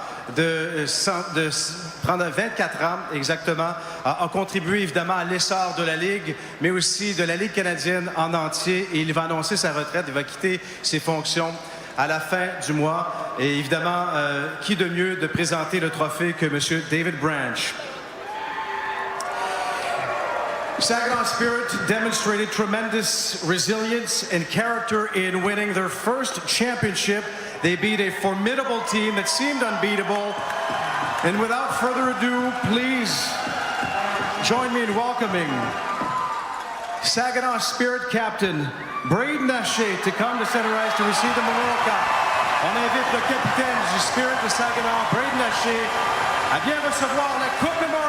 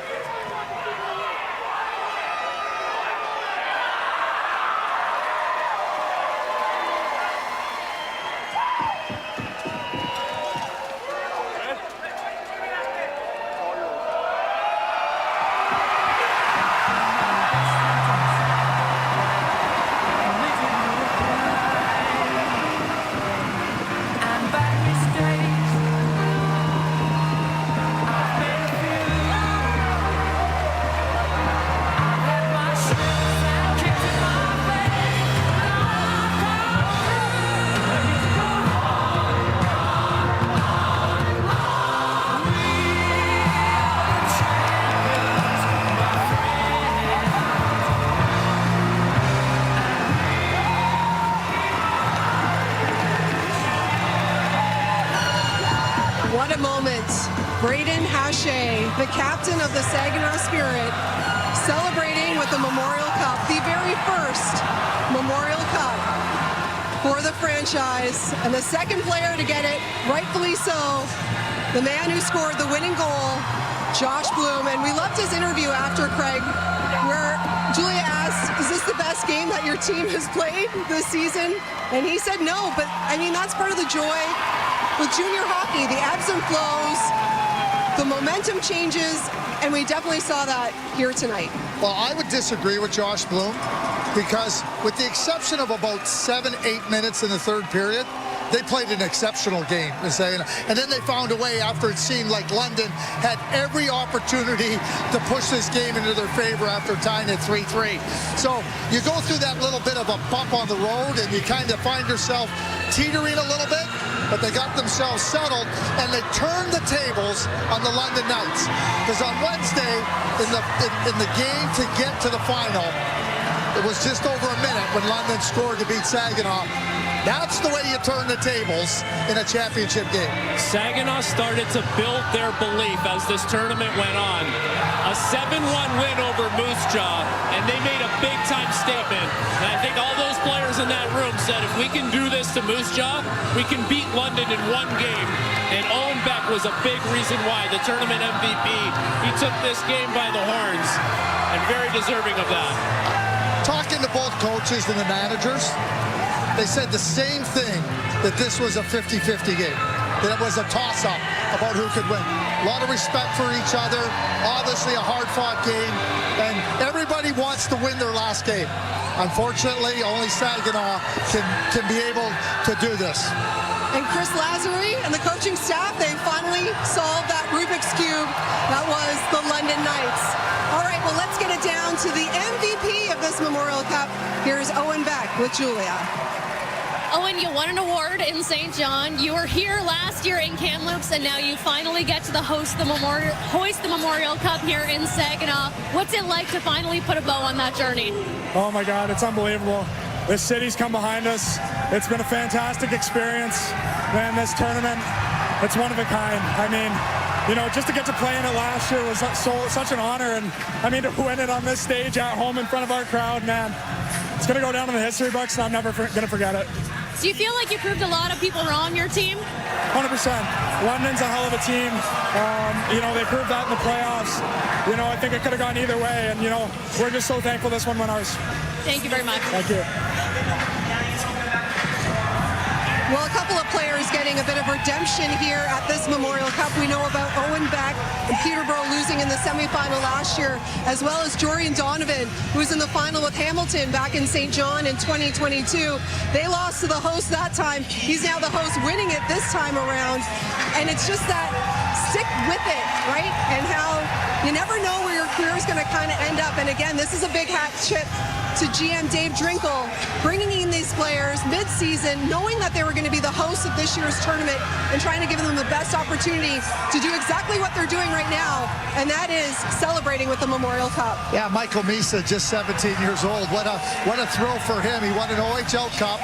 Now he comes into the OHL as the first overall pick with exceptional status, and he is celebrating the Memorial Cup championship. Two things. Owen Beck said it was a tight game. It was a toss. It really was, and the players know.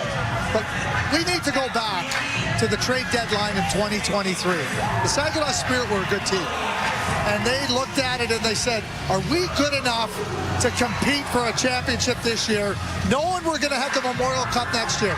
Dave Drinkle and the Saginaw Spirit organization had to make an incredibly difficult decision, trading Pavel Minchikov.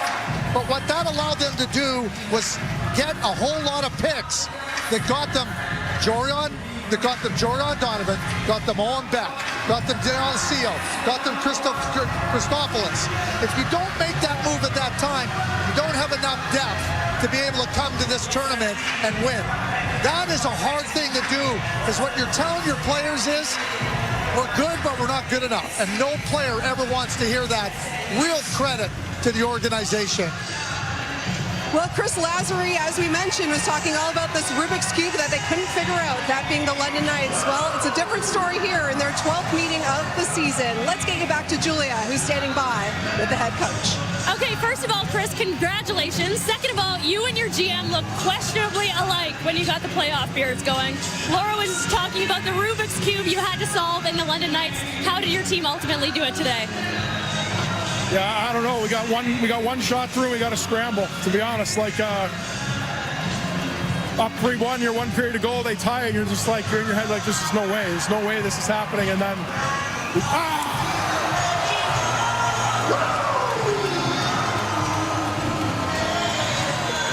You're good.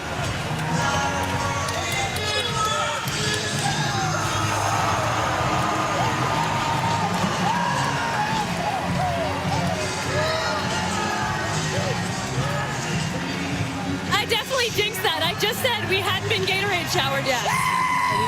yeah, sorry about that. These guys are a little excited. Congratulations. Enjoy the win, Coach. Thank you. They will. Thank you. And still in this huge moment, Chris is all manners, apologizing because he had something to do with the Gatorade shower. Going back there, you know, the argument is always, okay, you get the OHL champions, you get the Q champs, you get the WHL champions in the field. The host is sometimes just an afterthought. And we said right from the hop, this Saginaw team was out to prove they were not just happy to be here. Well, because like Craig mentioned, there was a lot of planning that went into building this team for this moment. Nothing was short-sighted about anything the Saginaw Spirit did. They knew they were going to have to get through a very difficult Western Conference in the OHL. They lose to the London Knights, but coming into this tournament, there was very much a belief that the Saginaw Spirit could win. And when the chips are down, you have to stick to what gets you there. And the Saginaw Spirit, we talked about it all tournament long, Craig. They want their defense involved in the play. And in the biggest moment, Jorian Donovan steps up at the blue line, keeps a puck in, puts it down. That leads to the game-winning goal. And it would be very easy at that moment in the game, with the way London was playing, to sit back and say, we're going to go to overtime. The Saginaw Spirit pushed the pace all tournament long, and in the biggest moment, a veteran, an experienced defenseman, steps up and does that. Play on your toes, not on your heels, and they certainly embodied that. I feel really fortunate. You watch a team, and I watched Saginaw last year, and they were a good team, and then they made that the decision to trade. But when you know what a coach and a coaching staff can do, Chris Lazari, he knows what he can do. And so at the beginning of this year, they weren't great. They stumbled. But if you have enough experience watching good coaches work with good players, you know they're going to find their way.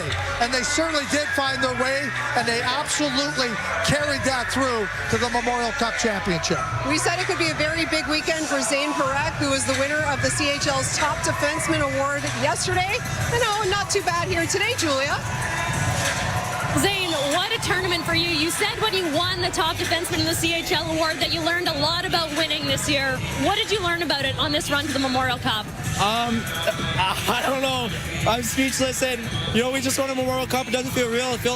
It's crazy, and I'm so glad I did it with this group of guys, and we had to get our hearts ripped out to win, and that's what we did. Congratulations. Thank you. Thank you so much. And I said it was a big weekend. He's also got the NHL draft coming up at the end of the month. It is picture time here at the Dow Event Center. They're all piling in there. History was made this evening. 1983 Portland. That was the only other U.S. team to win and host the Memorial Cup. And again, they're the second team now to, in their very first appearance, to host and win. The other team, of course, the London Knights back in 2005. And I need to give a shout out to the NHL Network, because the NHL Network covered the Memorial Cup. These are stars that are going to be in the NHL in the years to come. So for everybody in the United States to be able to watch this Memorial Cup, the Michigan team winning the first time as the host since 1983. Pretty special that the NHL Network was carrying it in the USA. We said there would be that fairy tale ending potentially, and we definitely got it. And this is always one of my favorite events to be a part of, because it's not only the people that we work with, both on the camera and off the camera, but the ones that we meet along the way. And their community of Saginaw really welcomed us and embraced us right from the beginning. They're so proud of their city. They love their hockey. They're thanking you for their coverage. And now they get to enjoy this moment with the players and everybody that's involved, because, again, we know how much work went into hosting this Memorial Cup. And you know what the Saginaw Spirit, this organization, can take away from this? A lot more fans. There's a lot of people in this region who are really engaged by the Memorial Cup being here. And like we talked about earlier, Craig, I cannot think of one thing that was overlooked with this entire operation. The Saginaw Spirit, not only did they win the Memorial Cup, they put on an unbelievable tournament. 2 words: first class. First class. And we say things come in threes, right? We've had 3 dramatic finishes. We thought that minute 34, when Aiden Zifrick scored to put Moose Jaw into the semifinal, was dramatic. Oh no, then Easton Cowan the next night said, a minute 25 to go, we're going to book our spot into Sunday's final. And now it was Josh Bloom taking the cake. 21.7 seconds left to get the game winner and to kick off the celebration that I'm sure will go well into the night here in Saginaw. Yep. One of the things, too, with over a minute left, we're being asked, okay, who are you going to predict is going to score the overtime winner? And I said to Alec Reed, our great producer, I said, this game's going to end before we get the end of regulation. And it did. You know what? One of the great things is now all these players will be branded champions. And they will move. A lot of these guys will be moving on to the NHL in a couple of years, and they will always be known as champions. And that will stick with you throughout your career. Well, I know one of your favorite words is gutsy. I'm kidding you. I'm kidding you. Inside joke. Yeah. So one of the things, the London Knights are a first-class organization. Dale and Mark Hunter do an unbelievable job, and they showed such resiliency in this game and a determination and a fighting spirit. And I have a saying: winners don't always win, but they never lose.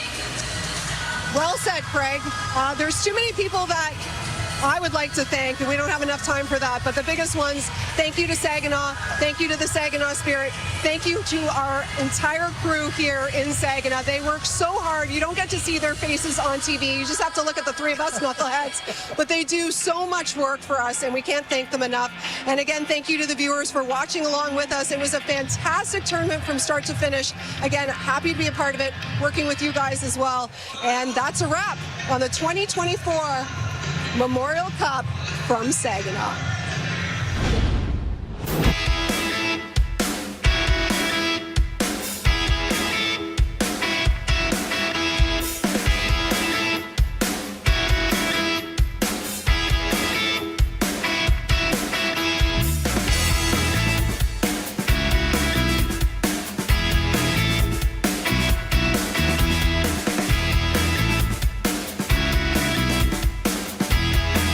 Gives it back over to Donovan. Skating over. Rich shot and scores. And the Saginaw Spirit is tournament hosts. Open up the Memorial Cup with a win on home soil.